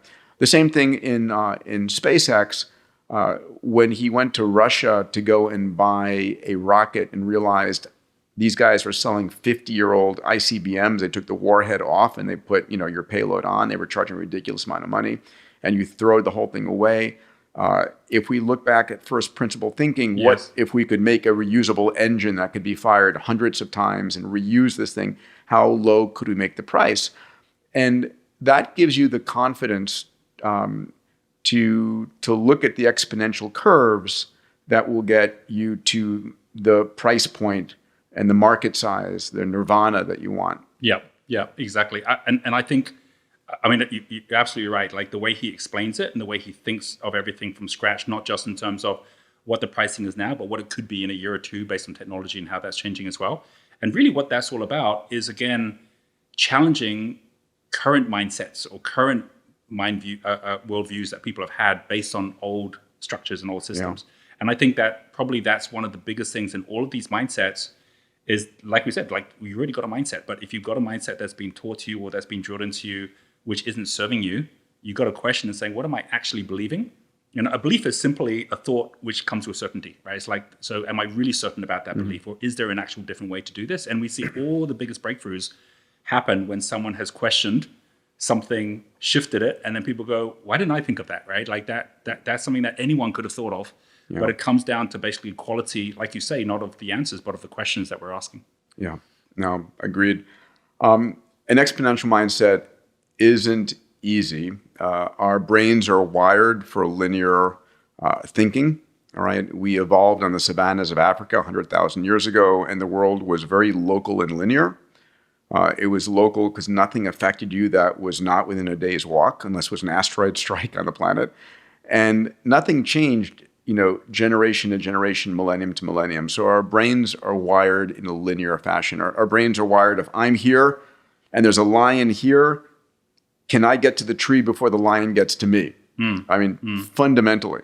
And today we are continually surprised, disrupted, blown away by this exponential change. Yeah. So even I tell people, listen, we're going to see 100 years, a century worth of change in the next 10 years. Yeah, that's what does that look like? Yeah. And despite the fact that we'll talk about that, people have typically an inability to think beyond a linear extrapolation of today. Yes. And it's really tough. I think, I love the whole story of the rice and the chessboard, right? Yes. And that whole idea, for anyone who hasn't heard it, that the inventor of the game of chess, so the parable goes, basically he went to the king of India and says, here's this great game I've made on chess. And the king goes, well, this is an amazing game. Like how much do you want for this? Like, you name your price. And he goes, well, just give me a grain of rice on the first square and then just double it on the second square. Once we're up to 64 squares, I'm good. And he's like, perfect, no problem, right? We'll give it to you, right? And then when you actually work out exactly how much that is, and the first half of the chessboard as it doubles up, you end up with maybe a field. It's 10,000 kilograms of rice. That's right. But by the time you get to the second half of the chessboard and you keep on multiplying it, you end with basically a mountain of rice bigger than Mount Everest and more than ever rice has ever been created in all humankind. And so, of course, when the emperor hears this, then he chops off the guy's head, right? But that whole story that someone who understands multiplying. Yes. And we do this as an exercise with entrepreneurs we're working with. If they really are in that exponential mindset where they're saying, I want to go for something much bigger. Let's say someone says, okay, I want to make an impact to 1 million people, or I want to make $1 million. We'll see where they're at right now. Maybe they're at 10, maybe they're 100. But say, okay, well, how many more zeros do you need to add to this, right?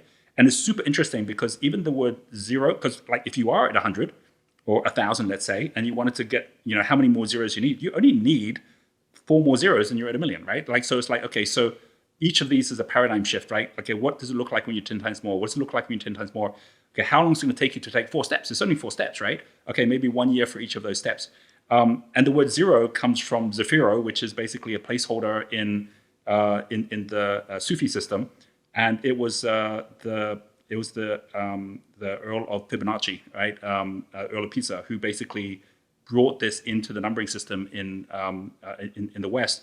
And Zafiro broke up into two things. It broke up into the placeholder 0, because before that, it wasn't in the numbering system. And it also broke into Cipher, which is basically code.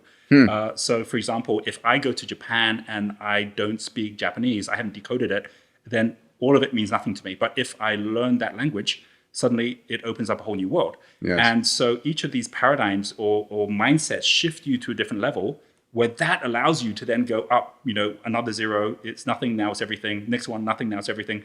And once you do that, it's like, wow, I've just got 4 steps to take, and I can get to that exponential growth. So if you're thinking, I've got to add, you're going to constantly add complexity, you're never going to get there. But if you're just simplifying and then multiplying simplicity, it's like, oh, we do this, that can multiply very quickly, then you can get much bigger, much faster, right? Yeah. And that to me is what exponential thinking is all about. Hey everybody, this is Peter. A quick break from the episode. I'm a firm believer that science and technology and how entrepreneurs can change the world is the only real news out there worth consuming. I don't watch the crisis news network I call CNN or Fox and hear every devastating piece of news on the planet. I spend my time training my neural net the way I see the world by looking at the incredible breakthroughs in science and technology, how entrepreneurs are solving the world's grand challenges, what the breakthroughs are in longevity, how exponential technologies are transforming our world. So twice a week, I put out a blog. One blog is looking at the future of longevity, age reversal, biotech, increasing your health span. The other blog looks at exponential technologies, AI, 3D printing, synthetic biology, AR, VR, blockchain. These technologies are transforming what you as an entrepreneur can do. If this is the kind of news you want to learn about and shape your neural nets with, go to Diamandis.com/blog and learn more. Now back to the episode. All right, one of my favorite mindsets. Let's go to our next one, the abundance mindset. I came across the abundance idea that led me to then go write my first book with Stephen Kotler and then launch the Abundance Conference. I was at Singularity University. I remember I was with Ray Kurzweil and Neil Jacobstein, who was heading our AI group, and we're having a conversation. And the conversation went something like this. Everything is becoming more abundant. Great. Okay, interesting idea, but show it to me. And the realization was that technology was a force that turned scarcity into abundance. And we started talking about this over this lunch. And it was like, my favorite example is, we used to go and kill whales to get whale oil to light our nights. Then we ravaged mountains to get coal. Then we drilled kilometers under the ground. And now we're, living on a planet with 8,000 times more energy from that hits the surface of the sun than we consume as a species. And now we're about to unlock fusion energy, right? So there's this massive abundance of energy. And you said it slightly earlier, I give 2 examples of an abundance mindset and how technology can unlock abundance. So, I'm 5'4", if I have an orange tree in the backyard and I go and I reach for all the oranges I can reach, at some point, I've reached everything I can, and oranges are now scarce until I invent a ladder that gives me higher reach. Now oranges are abundant again. The other example I give is if you have a pie that you've baked and you've got, you expected 4 people over for dinner, but 8 showed up. All of a sudden, you got to slice the pie into thinner and thinner slices. An abundance mindset is, no, screw that. We're just going to bake more pies.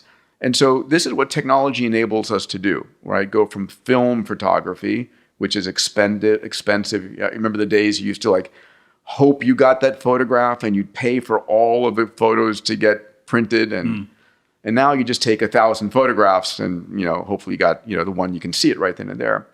So I believe there is nothing truly, truly scarce, that you can flip everything into an abundance mindset.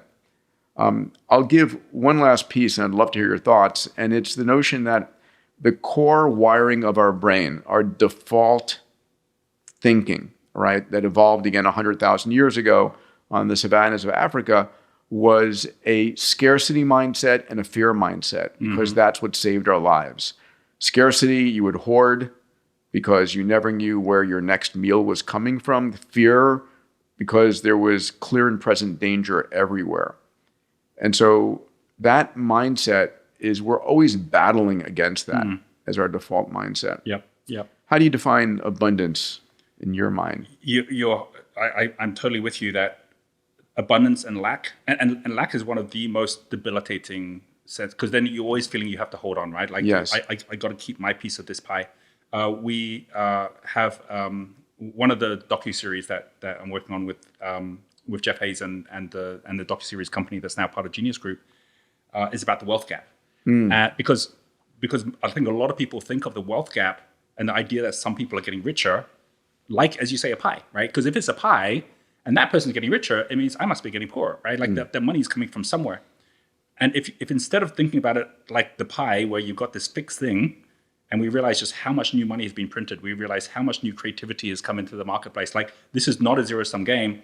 And you think about it a little bit more like an actual race where you've got two people and they're running, and one person figures out, you know what, I could actually build a bike, right? And then now they're cycling. And then because they figured out they didn't have to run, and now they've built a bike, they go, well, actually, I could build a car. Actually, I could build a rocket ship. And so now they're going so far ahead. By the end of the race, the wealth gap is so high. Now, you don't have to kick this person off his rocket ship for this person to go faster. You're not going to go faster, right?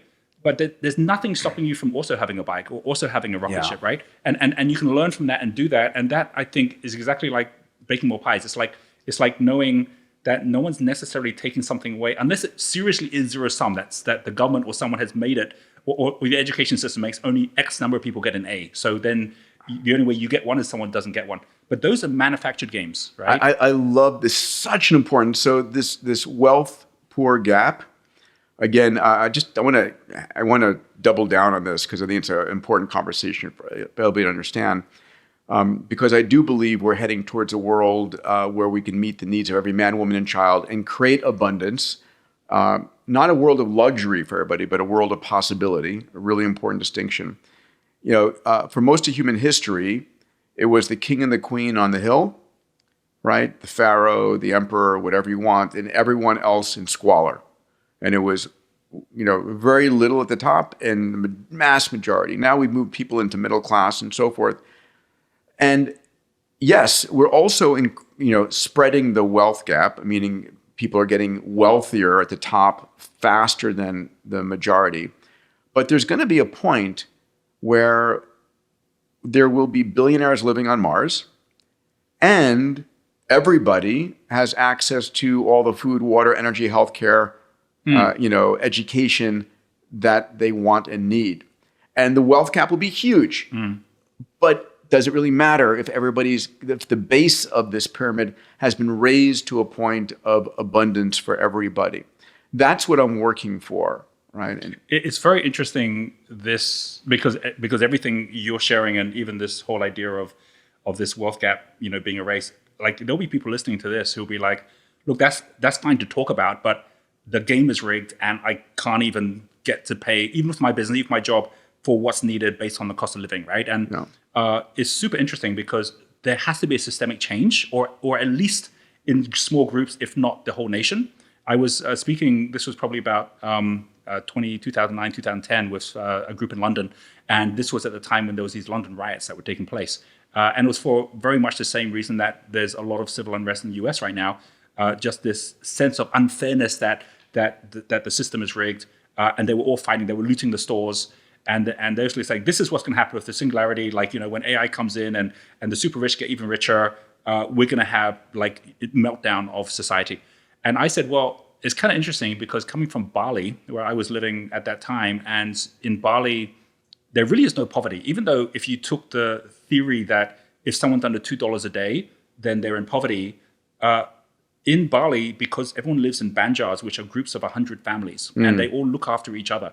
No one goes wanting. Everyone gets to eat, right? If someone doesn't have a job, they'll look after them, no problem, until they find a job. In fact, the work job is basically the second job they have. The first job is the village job. And the village job is the fact they have festivals every week or second week. Some are dancers, some are singers, some are musicians. And everyone has a role to play, which is meaningful. And then the fact that they might make some money and that's part of it, that's not the biggest reason of why they're actually living this society. And when people from outside come in and you realize, wow, like I can't spend money on luxuries because no one's driving a Ferrari and no one's got a big house. Everyone's just loving the fact that they've got sunshine, they've got sea, they've got paradise. And if you've got extra time, because why are you going to make all that extra money? The real key thing is, what's your job going to be? Not a job in terms of paid production, because that means you're always going to be out of a job, but paid self-expression. Like yes. What is it that I want to do? I want to work with my child at school. I want to learn a new musical instrument. I want to work in the fields. I want to start a business. Like whatever it is you want to do, you can do it, but it's because it's what's most meaningful for you, right. Not because it's what you need to do to make money and then retire. And I think that that's a whole reshaping where we're seeing this in groups in the US, right? Where groups are getting together and saying, let's just rethink what we're even trying to achieve here. And I think that's an absolutely necessary part of abundance. Yeah. Coming to terms with the fact that everything already is abundant. I'll share one extra piece on this. I think it's really important, which is there's a huge difference of peddling in lack resources versus sharing abundant resources. So money, if I have $100 and I want to share $100 with you, I'm left with $50, right? So that's a scarce resource. If I have an idea and I share an idea with you, it doesn't become half an idea, right? It grows in size. If I have a connection and I make that connection and I share it with you, hey, Peter, go speak with this guy, right? That doesn't mean I have half a connection, right? It's become a stronger connection both ways. Trust has grown, right? If I share responsibility, if I share power, all these things allow you to grow. And the people I see who have abundance mindset, they choose to share abundant resources, which means the more they share them, the more they grow. Whereas those who have a zero-sum mindset, they won't share anything because they think that anything they're sharing is going to make them have less. And then they're focusing at scarce resources versus focusing at abundant resources. Beautiful. Absolutely true. And I think about the friends of mine who I'm the closest with. They are entering every conversation giving first. Yes. Mm-hmm. Right? They are sharing, they're supporting, what can I do for you? And they're coming with an abundance mindset. The realization is exponential technology. I was tweeting and texting with Elon and talking about abundance, which is a concept he talks about and he loves. And I said, when are we going to have abundance? He goes, after AGI, right? So artificial general intelligence. And it's true, the things we spend money on right now, the best physicians and the best teachers in the world will be AI, which is going to be effectively free, right? When you have an autonomous electric car, the cost of transportation is a quarter of what it is if you own a car. The things that we want, the ultimate, and there's a book called Zero Marginal Society by Jeremy Rifkin that talks about where are we going eventually in a post-capitalist society when I've got nanotechnology, right? And I can take a nanobot and make you one, and you can drop it in the soil and say, make me an electric Ferrari. And what does it need? It needs energy, and we're going to have a massive, squanderable abundance of energy. It needs information design, lots of open source design available.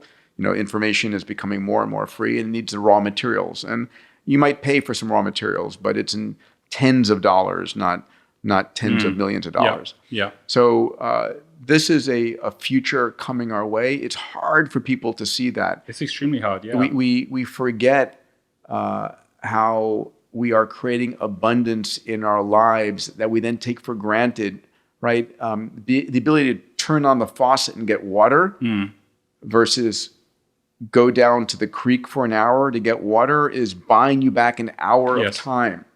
The ability to, it used to be if you wanted to do a research project, you'd drive to the library, hope they had the book, then go find the book. Now you just Google, and a few seconds later you have. So we're buying back time. We'll talk about a longevity mindset, which is for me adding decades onto your life. And typically, so I don't think there's anything truly scarce, right? Time is the most precious of them. But there are ways to buy back that time or to make time more efficient, because no matter who you are on the planet, the wealthiest person or the poorest person, we all only have 24 hours in a day. That's right. Right? It's how you use your time that differentiates the wealthy and the less wealthy. Yeah. So how do you get an abundance mindset? It's a tough one. It's a super tough one. And the metaphor that I like to use, because then people really get to see where they sit in this spectrum, is the metaphor of the candle, right? Because the candle has two parts. It has the wax and it has the flame. And really abundance mindset is realizing it costs a candle nothing to light another candle, right? Like it's like nothing, and it can just keep on growing. But there's a zero-sum part of the candle, which is the wax, right? So if you go, I've only got this much wax, and okay, can I share my candle with anyone else? If you're in that wax, well, first of all, you can't see clearly, right? Because it's wax. But secondly, you're not going to want to give any of the wax to anyone else because you're going to end up with less. But if you realize that, as you say, the whole turning from material to immaterial, right? This whole idea that the whole point of the wax is to turn it into flame. And this is why we talk about igniting your genius, right? That we've all got a genius inside that most of us aren't even aware of. We're taking for granted, right? But if we actually were to ignite it, and for what reason? To light others, right? And then you realize, oh, that was the whole point of the candle in the first place. The abundance is in the ability to be able to pass on the light to others. The lack or the idea that I don't have enough is the idea that I need to hold on to the wax, even at the expense of turning off the candle, right? Turning off the light so that I can actually hold on to more wax. And then, of course, you never get anywhere in life. There's a story which, for me, really brings us home to the heart, because I think abundance is all about the heart as well. And it's a story which came out in our library. We have a library at our resort in Bali, and it's kind of one of these magic libraries where people come in, they donate their books. And then, so I'm always finding new books in there. And there was one that someone had come from India. And I only ever saw this book once, and then someone must have taken it. But there was a chapter in the book which was a story of a raindrop. And the way the story goes is that, one day it's raining, and this raindrop for the first time is a raindrop, and it's kind of like falling out of the sky, and it plops down onto a jetty going out to sea. And it's like, wow, this is cool. I'm a raindrop. This is amazing, right? And it's looking around at all these other raindrops. And then as it looks around, it sees that there are other drops that never get to be a raindrop because they go past the jetty right into the sea, right? So suddenly it's like, ugh, this is terrible, right? Like I may not be here forever, right? And so there's an aspect of this whole idea of abundance, which also comes with the fear of mortality, right? It's like, I've got to hold on to what I have because everything's transient. And so as it's like worried about this, it notices that the wind is picking up, and there are drops which are blowing off the jetty into the sea. And it's like, oh my God, if I don't hold on tight, I'm going to end up disappearing totally. And so it's now trying to hold on and trying to be small, which lots of us do. And as it's doing that, just trying to hold on, it notices that the sun's coming out, and even the ones that are holding on are evaporating. So now it's like, oh my God, like now what do? I either got to choose to actually jump and take the leap of faith, or I got to basically just stay here and I'm just going to evaporate anyway. And so then it's like, now I've got a big choice. What do I do? And it's thinking about it and thinks, well, like I know for sure I'm going to evaporate here, but I don't actually know what happens if I go in the sea. Like I think I'm going to disappear, but maybe I'm still a drop. I don't know. So it decides at the end it's going to take the courage to just jump and go for it. So it lifts itself up, the wind comes, picks it up, it flies off, it braces itself, and then the moment it hits the sea, it realizes it hasn't disappeared, and in fact has become the whole ocean. Yes. Right. This like pretty much every religion, every spiritual experience has got within this sense of true abundance, right? That we're not a drop in the ocean, we're the whole ocean in a drop.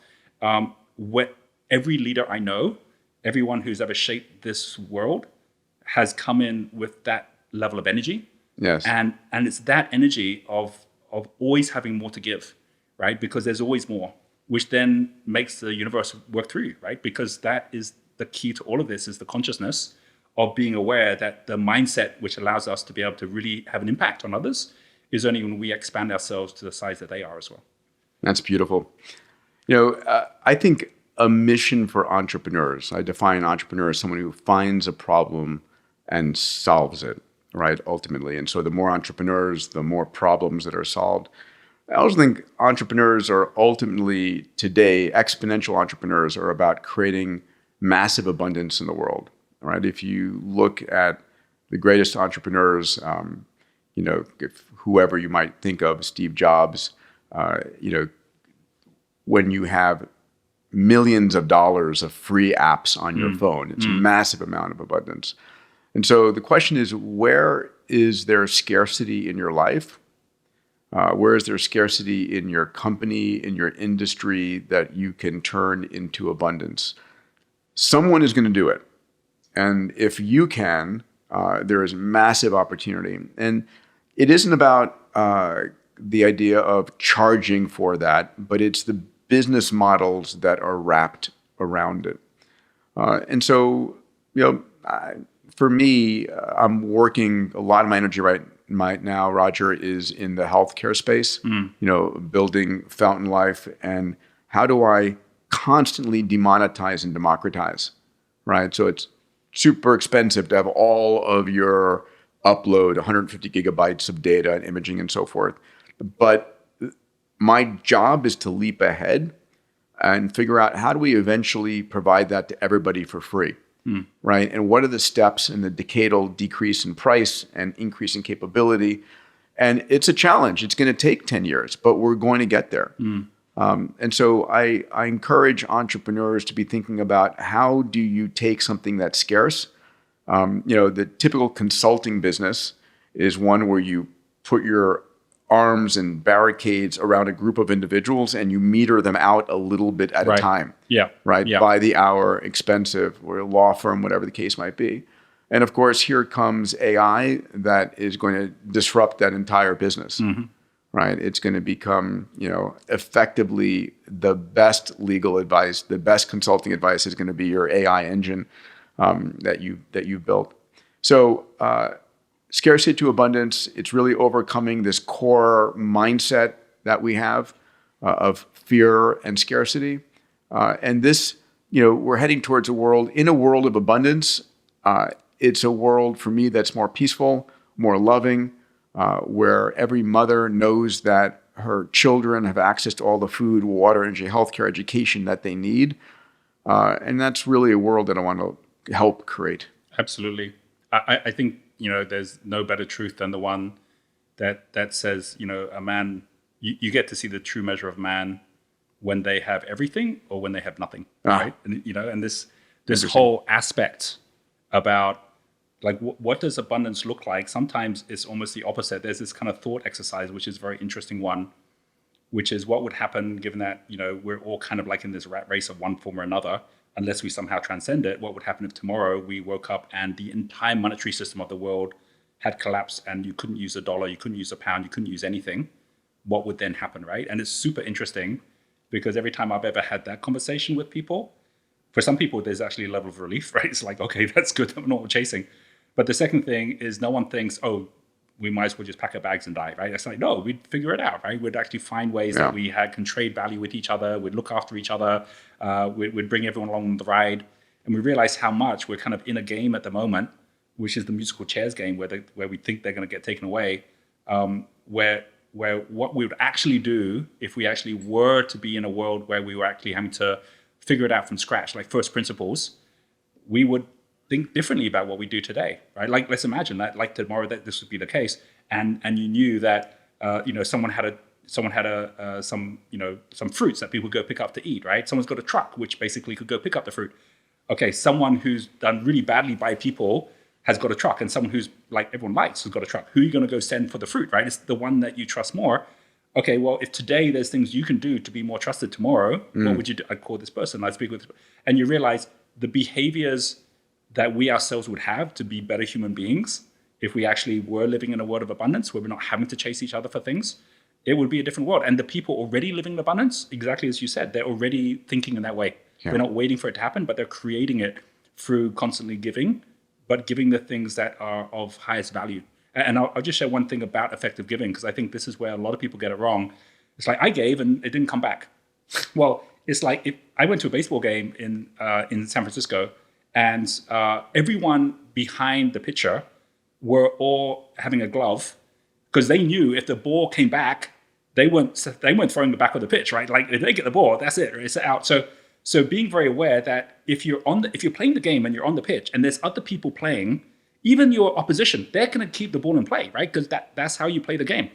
You hit it to someone off the pitch, someone outside the line of trust, right? You're never going to see that ball again, right? So it's really important to know there's a whole bunch more spectators than players in any game. And what's going on in the world today is very similar. There's a lot of people who will grab and not want to give back. But that's no reason not to play. That's no reason not to find out who is living this world of abundance and play with them, right? Because they're there. And then you're going to be able to win the game together. You get to choose your community. Yes. Choose it wisely. Mindset number 6, purpose-driven mindset. one of my favorites, I think one of yours as well. And I speak about a massive transformative purpose. It's the thing that wakes you up in the morning, keeps you going through the day, keeps you going through the night. It's giving, your energy to your life. It's at the end of your life, looking back, did I live a purpose-driven life? And it's one of the things for me when I think about what I want for my kids most. It is one of the most important things. I want them to be good people, good men. I want them to live a life of purpose where they're self-driven to go and create and uplift humanity. How do you think about a purpose-driven mindset? I find purpose-driven super interesting because it's the whole basis of everything I've done in my life is what's the bigger purpose and the biggest benefit. Because when you're thinking about, okay, it's very clear, I think, to a lot of people that the opposite of abundance is lack. But what is the opposite of a purpose-driven mindset? I personally feel it's an anxiety-driven mindset, right? Like, because if you don't have a purpose or something you're driving for, then everything's going to feel like it could be better, or everything's going to feel like it's not quite right. And anxiety comes from, it's kind of like, when should I start? How should I start? Bang, if the gun goes for the 100-meter race, you're running, right? Like you're just going, because you know why you're there and you're heading for it. And you don't let yourself get anxious about what could be or how things, you don't sweat the small stuff, right? Because you've got something much, much bigger that you're focusing at. And everything is just either an obstacle or a lesson, that's all, right? So everything gets contextualized. You don't compare to other people because you think I'd like to be more than that, because that's not your purpose, right? Your purpose is this. So without having that purpose, which is that really clear direction of why you're here, you're constantly going to, not just yourself, but your whole team is going to get caught up in all the wrong stuff because you don't have that true north. So I think that has been now that isn't how I myself got that purpose-driven mindset. And I got attracted to what you do and how you do because you have such a strong purpose-driven mindset. And then you attract all those people also that have the same thing as well. But for me, the kind of like the siren call that stopped me from doing what I was going to do, because I was studying to be an architect. I was at Cambridge University. I was thinking at that point, this is my life. I got to get a profession. I'm going to go get a job. I wanted to build buildings. So I love designing. So I thought that's what I was going to do. But then I came across Buckminster Fuller. And I remember the first time I met you, I talked about this as well. Yes. He created the geodesic dome, so he is an architect, but he's also a futurist. I didn't never heard of a futurist before. And he was talking at that point about the final exam. And he was like saying, like, all the world's challenges can be solved with technology because they're all distribution challenges, right? When we say we have poverty, it isn't that we don't have lots of money. We've got plenty of money. It's just or not plenty of distributed. food or plenty exactly. of energy. All of them, yes. right? So technology can solve these problems. And he was saying even in the 70s, there was already enough technology to solve all the problems, but we weren't solving them. In fact, a lot of them were getting worse. And he said that wasn't because of technology, that was because of human consciousness, is our inability to work together to use this power. And he says, and this is not just an exam for humanity, it's the final exam because technology will keep on accelerating. And without using the word singularity, he was pretty much saying there will come a point where Judgment Day will happen. And at that point, we either have accelerated our consciousness enough to harness technology, and we'll know that because we would have solved all those problems. But if we fail the exam, it's because we didn't raise our consciousness, and technology will destroy us. Yes. And I remember that when I heard that, I was like, holy cow, like I can't be building buildings. I need to build consciousness, right? And businesses is one of the best ways today to do that. But that shift and me choosing that path was sparked by someone who's very purpose-driven, right? Like his whole life was about that purpose. And I think all of us get impacted in some way where it becomes infectious if you decide on something that becomes your must. Yeah. Let's talk about why a purpose-driven mindset is so important. I'm going to give a couple of examples. First, in this world of increasing abundance, where, I mean, literally the amount of deals, the amount of opportunities, the amount of amazing things, the amount of, mental candy available. If you're not clear about your purpose, your time, your attention is split everywhere. If you're clear about your purpose, you're then able to grab a piece of information, an opportunity, an individual, and if it aligns with your purpose, work together. And if not, you can say it's amazing, but put it aside, right? So your purpose-driven mindset allows you to properly select and focus in on the opportunities and challenges coming your way, really important because the number of opportunities and challenges is just skyrocketing. And without a purpose, you'll squander your attention, your time, your capabilities. So that's one important thing for me. The second major reason for a purpose-driven mindset is my experience is I hire for purpose. If I'm looking at two individuals and I can detect someone who's really driven by a purpose, I don't care where they went to school. I don't care what their experience is. If that's their mindset, their purpose, they're going to excel and exceed against everybody else. And so you can detect that. I love what Jeff Bezos says, that there's two types of entrepreneurs. There are the missionaries and there's the mercenaries, right? And it's like, the missionaries are doing it for the purpose. The mercenaries are doing it just for the money. And he says, I only ever support the missionaries, not only because working with purpose-driven people is far more inspiring, but they're actually the ones that end up becoming more successful anyway, because they're attracting others that are also more purpose-driven. Yeah, for sure. Other reasons for a purpose-driven mindset in your mind? I'd like to go back to the thinking that I've been going through, because I love your mindset model so much, and having models, like you say, whether there's business models, whether there's role models, just gives so much context to where you're going. And I think one of the most important things is coming back to the idea of Pavlov's hierarchy of needs, where when we started talking about the first couple of mindsets, it was very much about, okay, how do you just make sure the foundational things are happening so you're not living in fear, living with no foundation, right? Because you've got gratitude, etc. The next level up from that, which is actually saying, okay, now that I've actually got the kind of physical things that I need the safety, right? And that whole thing about knowing, okay, I don't have to worry about if I lose my job because I'm curious. I'm always going to find a way to add value, right? And then after that, you then have the whole connection side, which is the third aspect up. And the whole key there around, okay, well, if you actually have moonshots, are going to bring the right people in. If you've got, exponential thinking, you're going to attract all the right people through with you. And that leads to the recognition part or the self-esteem part.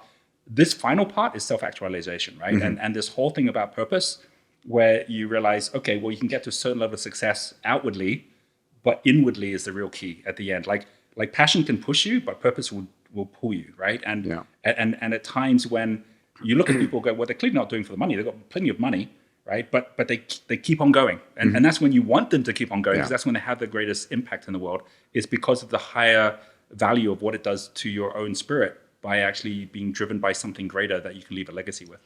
Doing anything big and bold in the world is hard. And unless you've got that emotional why driving you, you're going to give up. I'm absolutely clear. I mean, I've always been a very purpose-driven. My purpose-driven mindset was around opening up space and around solving, grand challenges, around supporting entrepreneurs, and now around health span and longevity. There were a few times in my life where I went after what I considered the equivalent of a get-rich-quick scheme, and as I got into it and I realized it isn't quick and it's hard, and then I don't give a shit about it. Right. Mm-hmm. And then I was like, okay, just drop that right here and right now. And often whatever those schemes are, or whatever those projects are, they'll attract the wrong people. Yeah. And so as a result, they become zero sum. So even if you think you're going to make the money, you end up losing it even faster, right? And this is... And your time is your precious. So one of the things as well is when you're working on something that's purpose-driven, and you love it and it's calling to you, even at the end, if it doesn't succeed, you have learned so much, you've grown so much, you've fed your heart and your mind, and you have met amazing people on that same journey in life, so that it's been a win, even if the business doesn't succeed in that regard. Really critically important. So I talk about a massive transformative purpose, and I define it. My massive transformative purpose today is to inspire and guide entrepreneurs to create a hopeful, compelling, and abundant future for humanity. So when I teach at Abundance 360 to define your MTP, and I like to think about it as having someone you're serving. It comes very much back to Ikigai that you mentioned earlier. So who you're going to serve. For me, it's primarily serving entrepreneurs. How are you going to serve them? What is it that calls to you that you're good at? I love inspiring and guiding them, right? So the work with the X Prize is around saying, inspiring them, this is the end goal, guide them, this is the direction to go. And then what is your end goal? What do you want to achieve? And for me, it's about, creating a hopeful, abundant, and compelling future for humanity.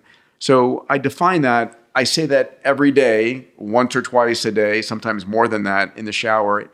And that clearly gives me the ability to select who I spend time with, what I spend time with. And what you say no to, right? And what you say no to. Yeah. Martine Rothblatt has an incredible quote that she shared. She said, the successful people in life say no to almost everything. The most successful people in life say no to everything, right? And it's like really hard. Yes.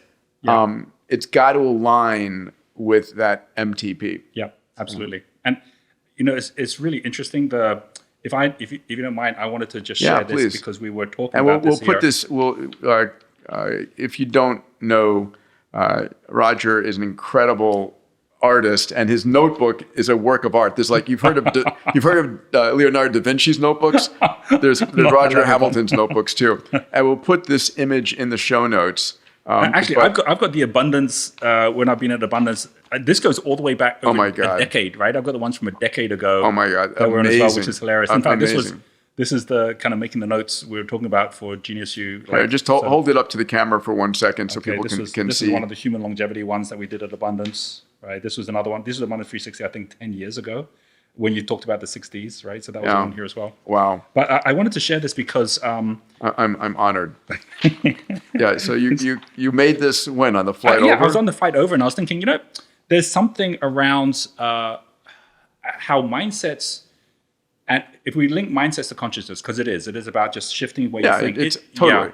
It's actually the opposite of knowledge, right? Because as they say, a man of knowledge, the more he knows, the more he thinks he knows, versus a man of wisdom, the more he knows, the more he knows how much he doesn't know. Right? So there's an aspect to all of this, which is, like we say, it's not what you're thinking about, it's what not to think about, right? And it's like, this is the right, like, I'm going to delete those. Those were old habits, old beliefs compared to where we are now.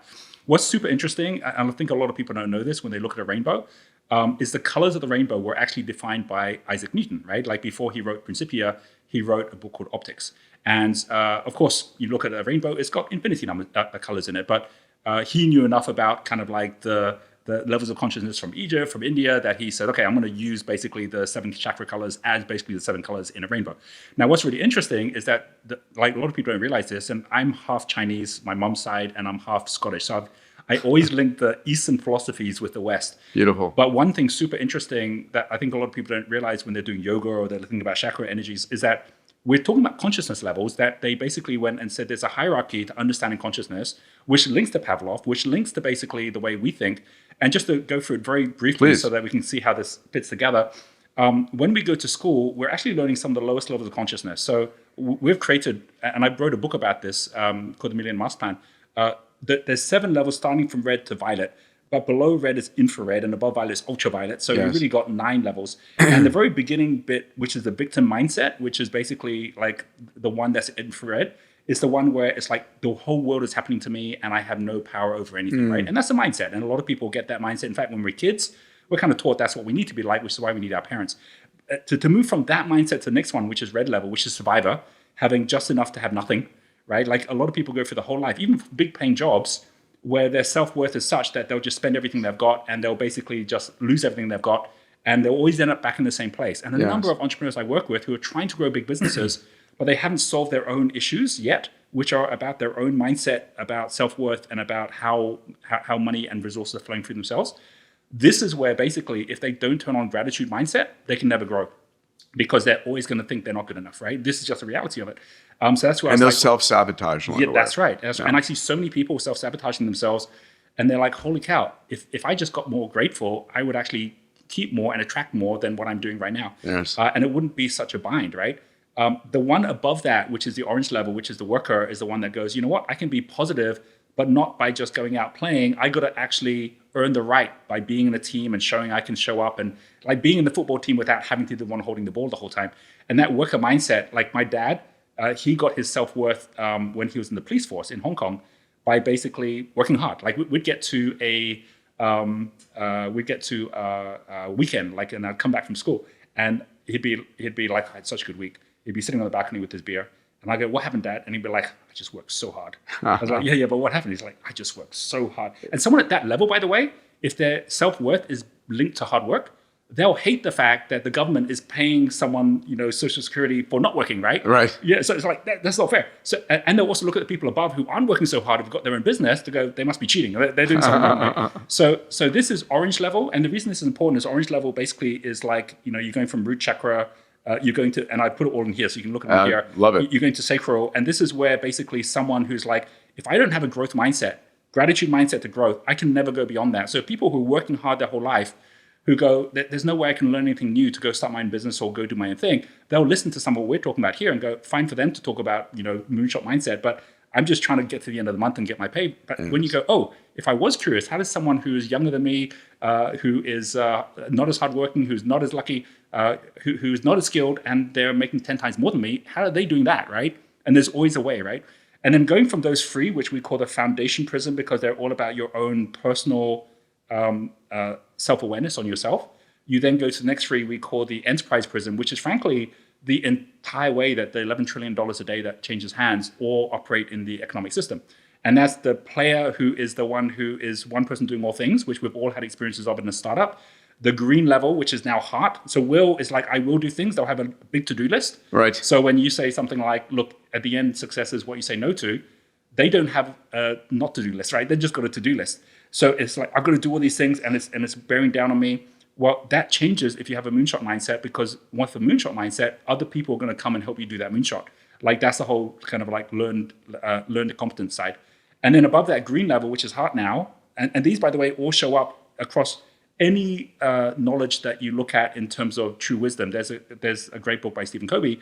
Most people have heard of, The 7 Habits. Sure. And the 7 Habits are all about how you go from yellow level, one person doing more things, to green level, all people doing one thing. It's like, how do I become part of an orchestra as now a performer, not a player? So player goes worker, player, performer. And going from yellow to green is where then you can now go exponential, right? Because you've got the abundance mindset. Other people are coming in to connect with you. You can grow exponential because you have a team where you've earned the right to be at that level. And exactly, you're sharing, you're working, you're not hoarding. Exactly right. And after that book, Stephen Covey and his son we've worked with a lot, also called Stephen Covey, and he wrote a book called The Speed of Trust, which is really the currency we're all operating on now. Trust. And he talked about the 8th discipline, right, which is your voice. And this is where the abundance side comes in. The leaders of tomorrow are the ones that are coming from abundance.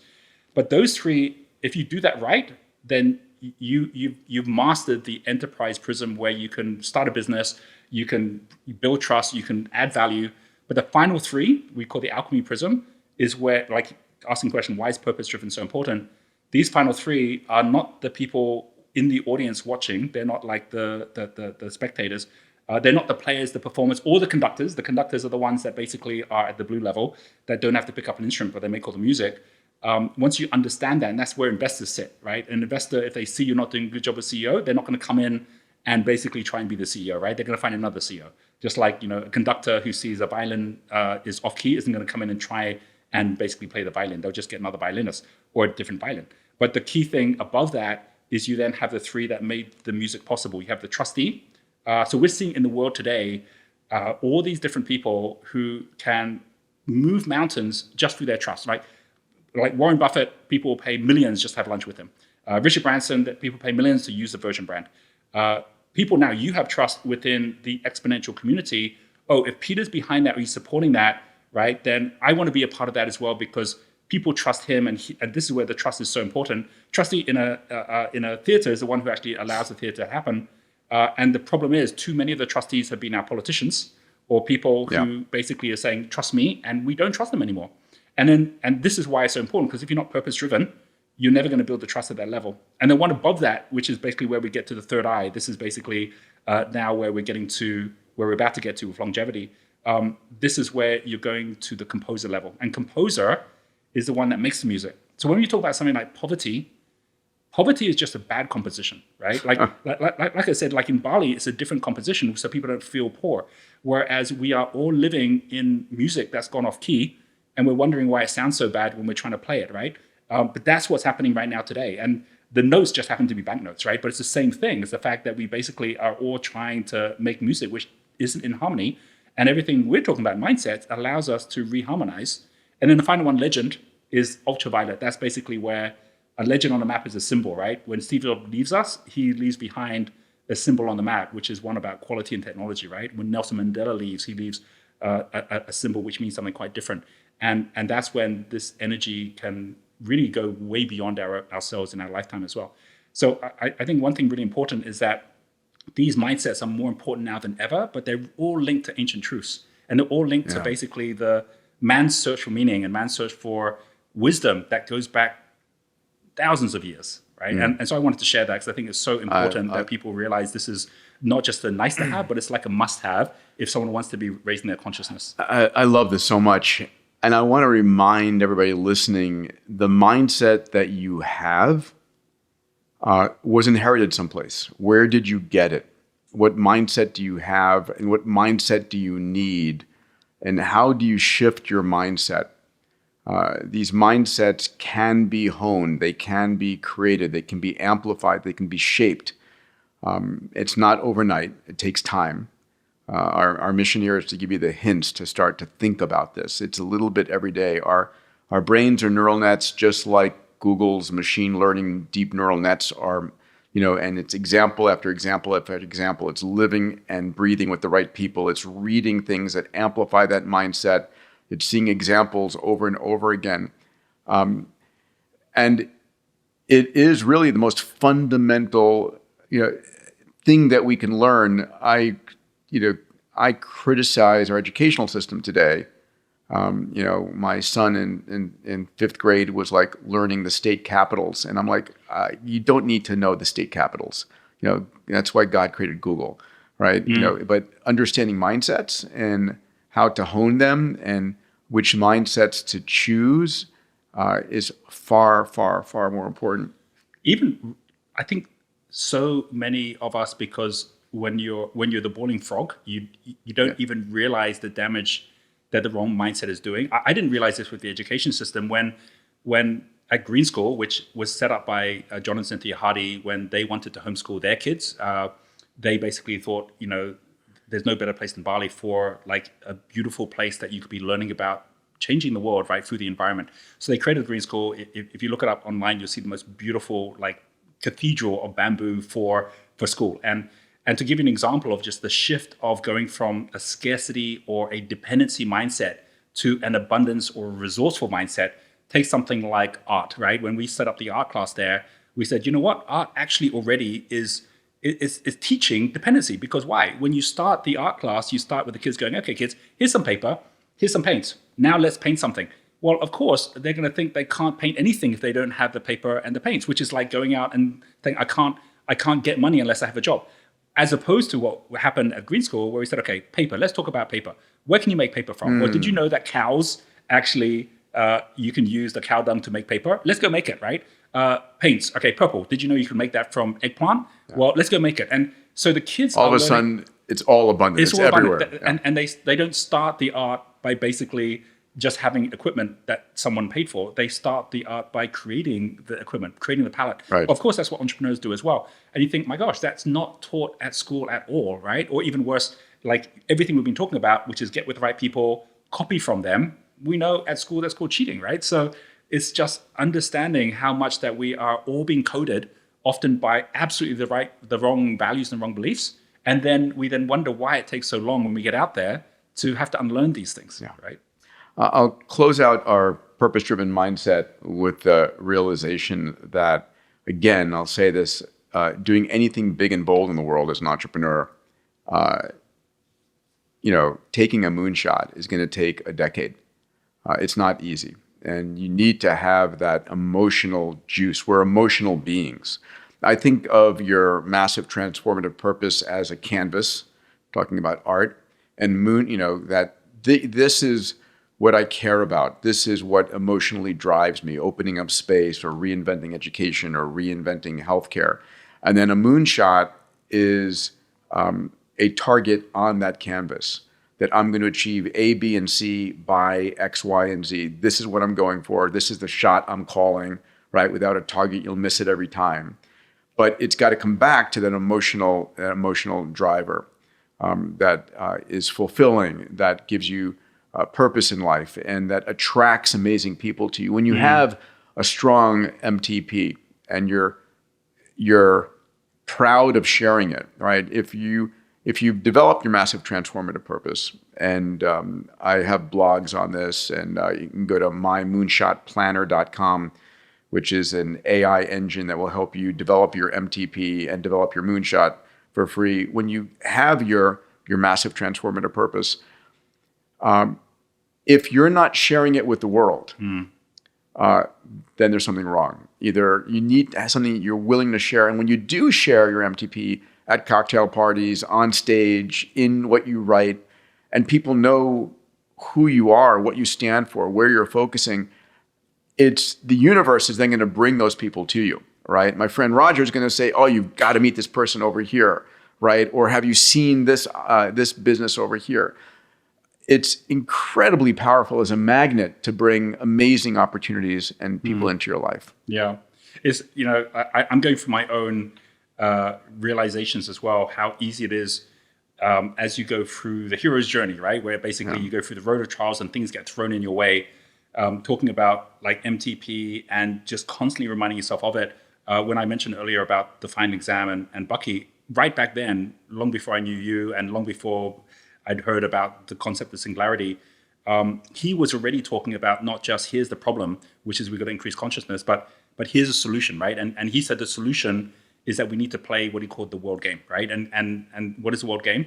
Well, in theory, it's something where everyone can have fun, everyone can basically make an impact together. But he died before he created it. And it was just earlier this year, after we did our IPO on New York Stock Exchange last year, and for the whole last year, all I've been doing is trying to kind of basically battle with Wall Street traders and trying to solve all the challenges of having a public company, as I've been mentioning to you. I've been saying I've been suffering from PISS, post-IPO stress syndrome, because I've been going through all this. But then as that was happening, I was like, oh my God, we could be 24 months, probably not more than 48 months away from the singularity right now. Like we're only talking 2 to 4 years.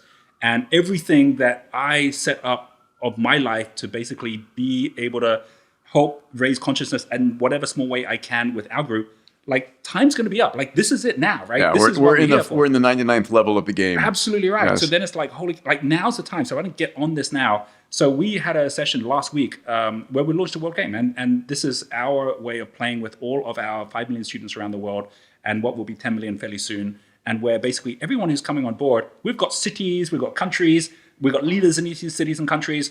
We've got a goal of 100 million in income and 100 million in impact to show that it's possible to, do good and do well at the same time. And working together with Tony and his 100, and we're going to be doing 100 million meals as impacts as part of this too. And I can tell you the shift in 2 things. Number one, my energy of actually going, okay, everything else is small stuff, right? Because it is about like basically reminding yourself why you're here. And number 2, the amount of attraction. Like this next week, I've just got full of all these different meetings with different people who go, I'm going to come play. Yes. Right. And so I would definitely say this for everyone as well. Like you say, not just what mindset do you have, but what game are you playing? Like, because it all comes absolutely. down to that. What game are you playing? Yeah, for sure. Let's wrap up here with the game of longevity. So we are all on this planet, born at an incredible time to be alive. And for me, I want to see as much of it as I can.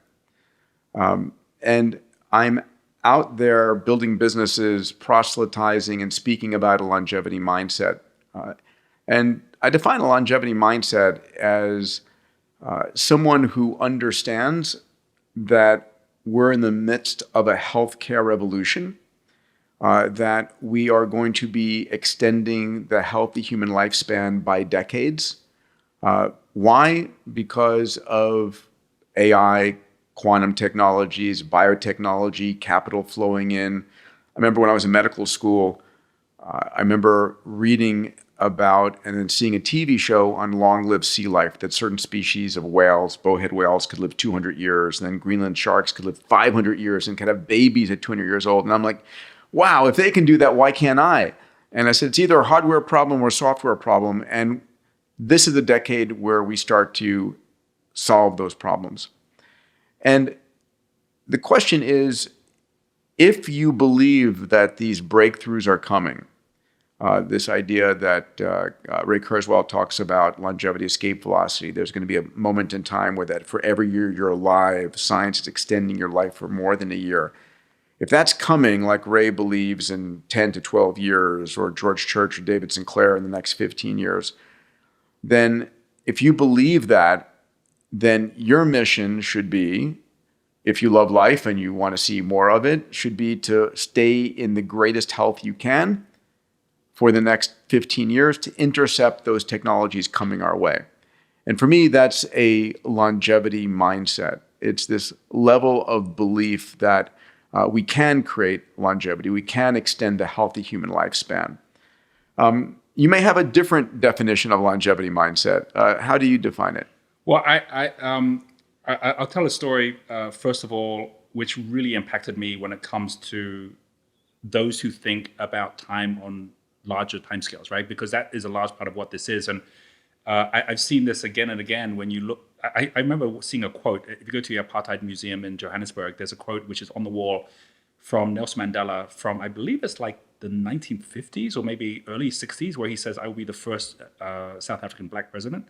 Right? Like this is when apartheid was at its by far worst, that he actually had that vision to know that he had to do this because, and this was before he got basically put in jail. It's before all that, right? And he was just like, no, I'm in this for the long term, right? So there's something about that long term. We know this with Elon, where he's talking about, basically how little time we have in the tens of millions of years, right? And even like someone like Masayoshi Son, when he talks about singularity and basically, look, this is he's got a 300-year plan. I was in Japan. And we heard from a mentor who was working quite a few of the wealthiest people in Japan there. And he had this whole presentation where he says, look, you guys in the West are totally obsessed with size, how big you can get, how quick you can get there. Here in Japan, we think about something quite different, which is how long you can last. Staying power. Right? We've got 1,000-year companies here. He says, did you know that Japan is one of the few countries, if not the country in the world, that has preserved its monuments the most? Like you go to most European cities and all the monuments are in stone and they're all basically eroding. You won't find that in Japan. Why? Because we wanted our monuments to last the longest, so we built them from wood. Because if they're built from wood, we will keep replacing the pieces and it will always be brand new, but it will still be there 1,000 years in the future, right? So there's something about longevity and the way you think about how not do I get 1,000 times bigger, but how do I last 1,000 times longer? He showed us actual slides of the number of Japanese companies that were 1,000-year-old companies as well. And we did an exercise with our group to say, okay, guys, whatever your goals are in terms of how big you want to be, let's have a conversation about how long you want to last and how that changes your thinking about your business. And it was super interesting because people started by thinking about the business, but they ended up thinking about their family, right? They started thinking about next generation, the generation multi-generational after. thinking, like yes. What example are you leaving to those that might come 100 years in the future and see that we were here at this pivotal time and that we had an opportunity to do something? And did we do something? Like, did we do the right thing together at the right level of consciousness or not? And it became a very philosophical discussion later on. But to me, that's a huge part of longevity. And I'm interested for you to share how you've evolved. You were very focused at the whole getting to space. Yes. And then how your MTP and your moonshots have evolved into the longevity space and what were the key things that made that? Interesting. Yeah, I grew up in the 60s and it was the Apollo program and Star Trek that really captured my attention. And I was enamored with going to space. And as I got to meet astronauts and learn about the government space program, I gave up on the government as the means to getting there, and the idea of becoming a government astronaut where I might get a chance to fly. Half the astronauts who are selected never fly. They're called penguins because they have wings, but they don't fly. And then, my vision of flying was I go up every weekend if I wanted to. And that just was not going to happen that way. And I spent 30 years. I built the International Space University, Zero Gravity Corporation. Our first X Prize was for space flight. Space Adventures that sent 8 clients to the International Space Station. And it was great. And then I met Ray Kurzweil, and I realized that opening up space was going to really happen from the convergence of exponential technologies, right? We're seeing that with now Starship, material sciences, and AI, and manufacturing, and computer simulation, and so forth. And that's amazing. And so I needed to focus really on exponential tech, on solving big world problems. X Prize went from just a SpaceX Prize to grand challenges. Singularity University came in. And then I realized that, wow, okay, this was about a decade ago, in my early 50s, 51, 52, and space is moving slow and tech is going fast. And I want to see the next 100 years. And it's like, selfishly, there's a lot I want to do, a lot I want to see, and I rebel against the idea of an 80, 90, or 100-year lifespan. And I start remembering, bowhead whales can live 200 years and Greenland sharks can live 500 years. Why can't we? And then all of a sudden, we start to see these technologies coming into existence. Again, AI, quantum technologies, biotech, and so forth. And it's like, here's the tools. And we actually may have the ability to extend the healthy human lifespan. And I don't need to extend my healthy human lifespan by 50 years or 30 years. I'm happy to add an extra 10 and then intercept all the breakthroughs during that 10 that add 20, and then intercept the next ones that add additional. And so it's out of a love of life and a massive curiosity and wanting more time to see my moonshots fulfilled. And that's been driving this. I also think health is in you wealth. And I think there's no greater gift you can give anybody, right? So where I invest my, my personal funds, my venture funds are in health tech, biotech, and in AI. I think are the two biggest wealth creation engines out there. And I think ultimately, we're going to see the 6Ds hitting this health. I think we're going to completely demonetize and democratize, and it's not going to be just for the wealthy. It's going to be for everybody, and it's going to transform society. I think a world in which you care about the world more because you're going to be around longer is one that I want to help create. It's super interesting because biology kind of comes after chemistry, physics. Like when we digitize physics, right? Like starting with basically modern physics is fundamental, then chemistry, right. then chemistry, biology. now biology, right? Yeah. Like, so, and the fact that at the core of our biology is the most digital machine, which is DNA, right? Like, so the fact that we are going down this route where as we digitize this, everything becomes personalized, everything becomes something which becomes predictive. And what's super interesting as an extra payoff, because I think the thing about these mindsets is each of them comes with a payoff. So I'm 55 years old right now. I recently met up with one of my school friends from school, right? Like way back when I was 9 years old. He's retired, and I went to see him, and we went for a walk. And I swear he could be like double my age in terms of his physique and everything. And it's like he's like just given up on life, right? That's where he's at. And I was like, wow. And you think at the turn of the century, like 1900, the average 40 age was 40 years old, right? So I'm like 55 years old now. I wouldn't even be here 100 years ago. But then at the same time, I go out and see Richard Branson in Necker Island. He's windsurfing at 70 plus. And I'm like, look, this is all basically about where you're pulling your energy from, right? Yeah. And there's something about longevity itself and this whole idea that at 55, I'm like, well, I may be getting halfway there because I intend to live a long time.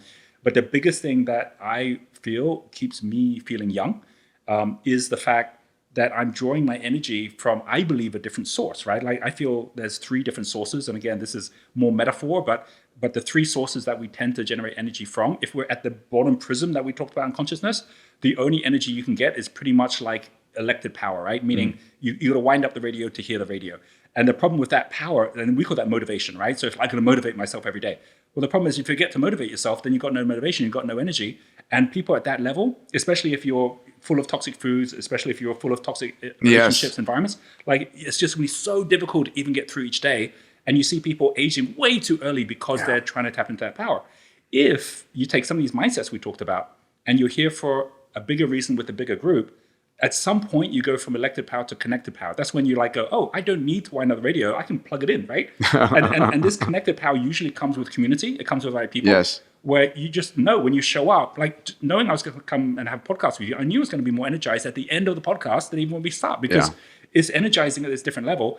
And of course that's great, but if you disconnect, then it also goes down, right? This is why some people are unhappy with their spouse or their partner, because they had such a great energy, and then when they left, then they're like, oh, now I'm down here. And when you realize that when you leave this planet, that's also a disconnection, right? Then it's like, well then what, right? Like there are people that some who are watching this podcast have had more of an impact on them, even though they lived thousands of years ago and they never met, versus their next door neighbor who might have died 5 years ago and they're forgotten already, right? And so it's like, what is that lasting power? And above connected power, there's another one, which is reflected power, right? That's like solar power, right? That's like, as long as the sun shines, right, you don't even need to plug in.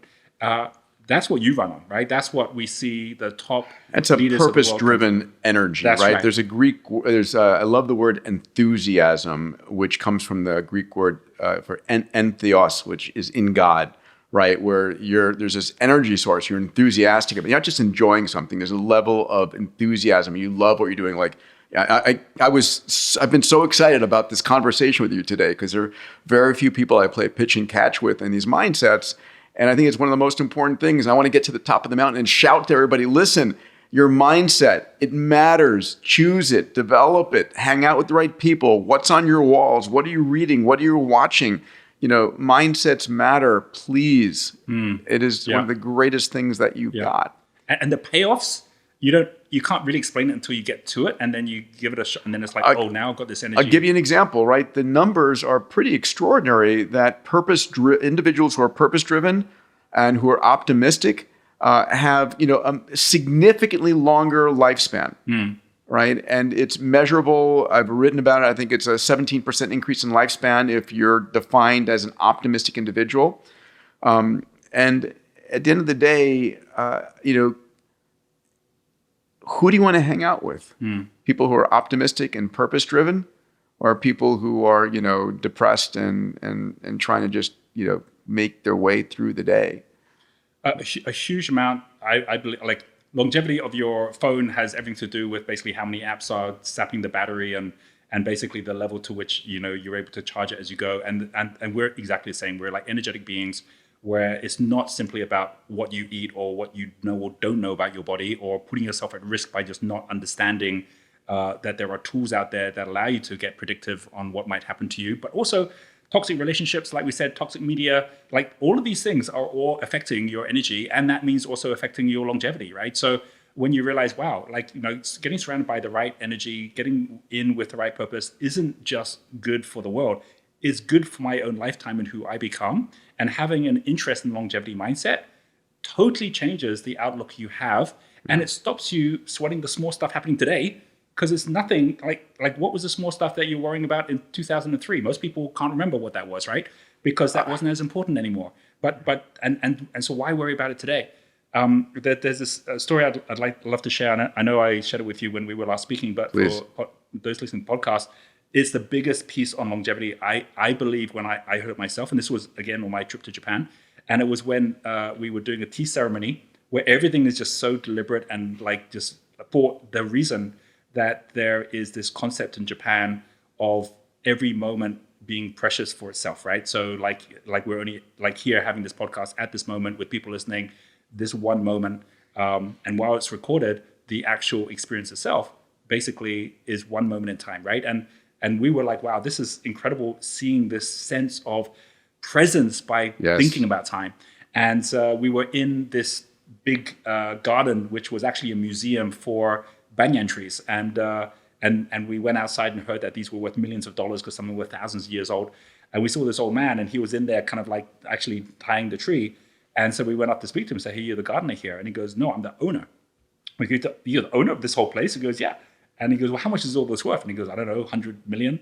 And we were like, where did you get the money for that? And he goes, well, he made his money in ramen noodles, right? And then sold his company. Now he had this thing. So we're like, well, why are you doing this instead of having gardeners do it? And he pointed to this tree he had there, and he said, look, this tree is over 1,000 years old. Now, I don't know what your ancestors were like 1,000 years ago, but I know I had great-great-great-great-great-great-great-grandparents. Like, we're talking about over 12 to 15 different generations. And every generation looked after this tree. And every generation relied their whole life on the next generation to keep up their work. Yes. And here I am after 12 generations. How can I not look after the tree, right? Yeah. I let all of them down, all of my ancestors. And we're like, wow. And he goes, but that's not all. After me, this tree will last for another 1,000 years. Yes. And so that means that my children and my children's children, or whoever is the generation who decides to look after this tree, if I don't look after this tree now, then they can't look after the tree. So this is an obligation that I have in my lifetime to carry on this chain. And this is why I do this every day, because I must.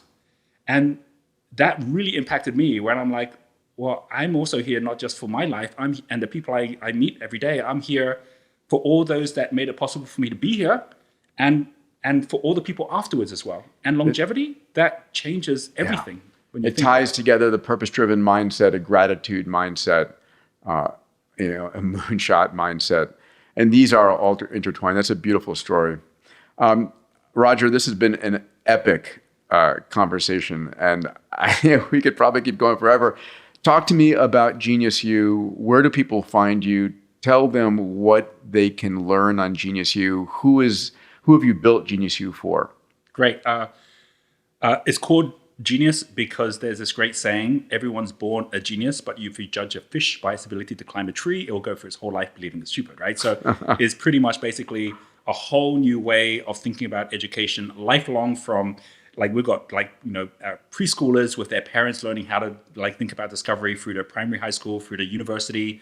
We have a university just outside of Los Angeles here, all the way through basically to entrepreneurs, investors, learning exactly these things, like how do you shift mindset? And more importantly, how do you do it in a way that's right for you? So when someone comes on, the first thing that they do is they take our genius test. You find out, am I more of a dynamo genius like you and me, where we're great at starting things, not so great at finishing it, so we better get a team, right? Are we better at some people are more a tempo genius, and we won't go through all of them right here, but we all have got natural geniuses that work for us. And what is happening now, very different from what was happening a couple of years ago, is the next step is you meet your Genie AI. So we have actually hooked in GPT-4 to each individual. So if I go to GPT-4 and I go, do you know who I am? It says, I'm an LLM, I don't know. But with our Genie, it goes, yeah, you're Roger Hamilton. And so the whole way that it actually allows me to then say, well, if I'm going to, I actually ask some questions, I'm going to be on this podcast with Peter. What kind of things should we talk about? And it knows who you are, it knows who I am, it knows what we're trying to achieve. It then basically says, based on your passions and purpose, here's some thoughts. So the whole idea is exactly as we say, there should be someone looking after and guiding you. That's your personal Aristotle, right? And that is Yes, Genie. I love that. And then from there, it then goes through basically choosing what path you want to follow. You want to be an entrepreneur, investor, and then what community you go into. And we've got this clear philosophy, which is exactly what we're talking about, learning through doing. Connect, learn, earn, act, review. And instead of student debt, we have student credits. You earn credits every single time you do a step. And then you can redeem those credits on the actual platform as well. So we've gamified the idea of education. And right now there are teachers, because they used to say teachers didn't get paid what they should be getting paid. There are teachers making millions of dollars, but you'll find them on YouTube, or you find them as best-selling authors. They don't necessarily have got programs that are endorsed by the Department of Education. Sure. But our goal is to basically take what is the peripheral side, which is entrepreneur education, which is basically unlearning what we learn at school to learn again, and bring it into the full education system so that you can get your high school diploma or your degree program funded off the back of it as well. And that's really the ambition. Is it possible that 100 years from now, when we saw that there was a need for a new education system, we could have been a part of the solution? And that's what amazing. So where do people go to learn more? Very simple, geniusu.com. So genius and then U, just the letter U.com. And then they can just start the journey straight away. Amazing. How do I say this, dude? I'm grateful. Thank you for a beautiful conversation. I truly hope people took a lot away from this. Please, as you're reflecting on the conversation that Roger Hamilton and I just had, ask yourself, what mindset do you have? And what mindset do you desire to have to navigate the decade ahead? Hang out with people who support those mindsets, read the books, the podcasts that support those mindsets. Take the time to train on those mindsets. It's like going to the gym, a little bit every day, a little bit of meditation, gratitude, curiosity, moonshots, abundance, exponential, purpose-driven, longevity. It makes life a lot more fun, doesn't it? It does. And I'll say this as well, Peter, and for everyone who's listened to this is a moment in time, like we said, but it's been a decade where at the time when I first met you, yes, I was in Bali. Yes, there'd been some levels of success and things I'd done. But the way you opened up my thinking to a much, much bigger game, which does mean, okay, I'm going to give up some comforts because I'm going to have to basically put myself on the line and grow something much bigger. But that's the hero's journey, right? That's the part where it's like, are you up for the call? And so much of what you were sharing back then, what I'm doing now and everything that I'm part of is kind of like living proof that once you follow and apply the things you talk about, they really do end up being something that can change not just the world, but also change yourself. There's a huge difference between someone showing up every day saying, this is my work versus this is my life's work, right? And I think that's a huge part of what you're sharing. Amazing difference. And thank you for being a member of the Abundance 360 community, because you shine a light and people get inspired by you. Anyway. Thank you, Peter. Thank you, buddy. Awesome. Grateful.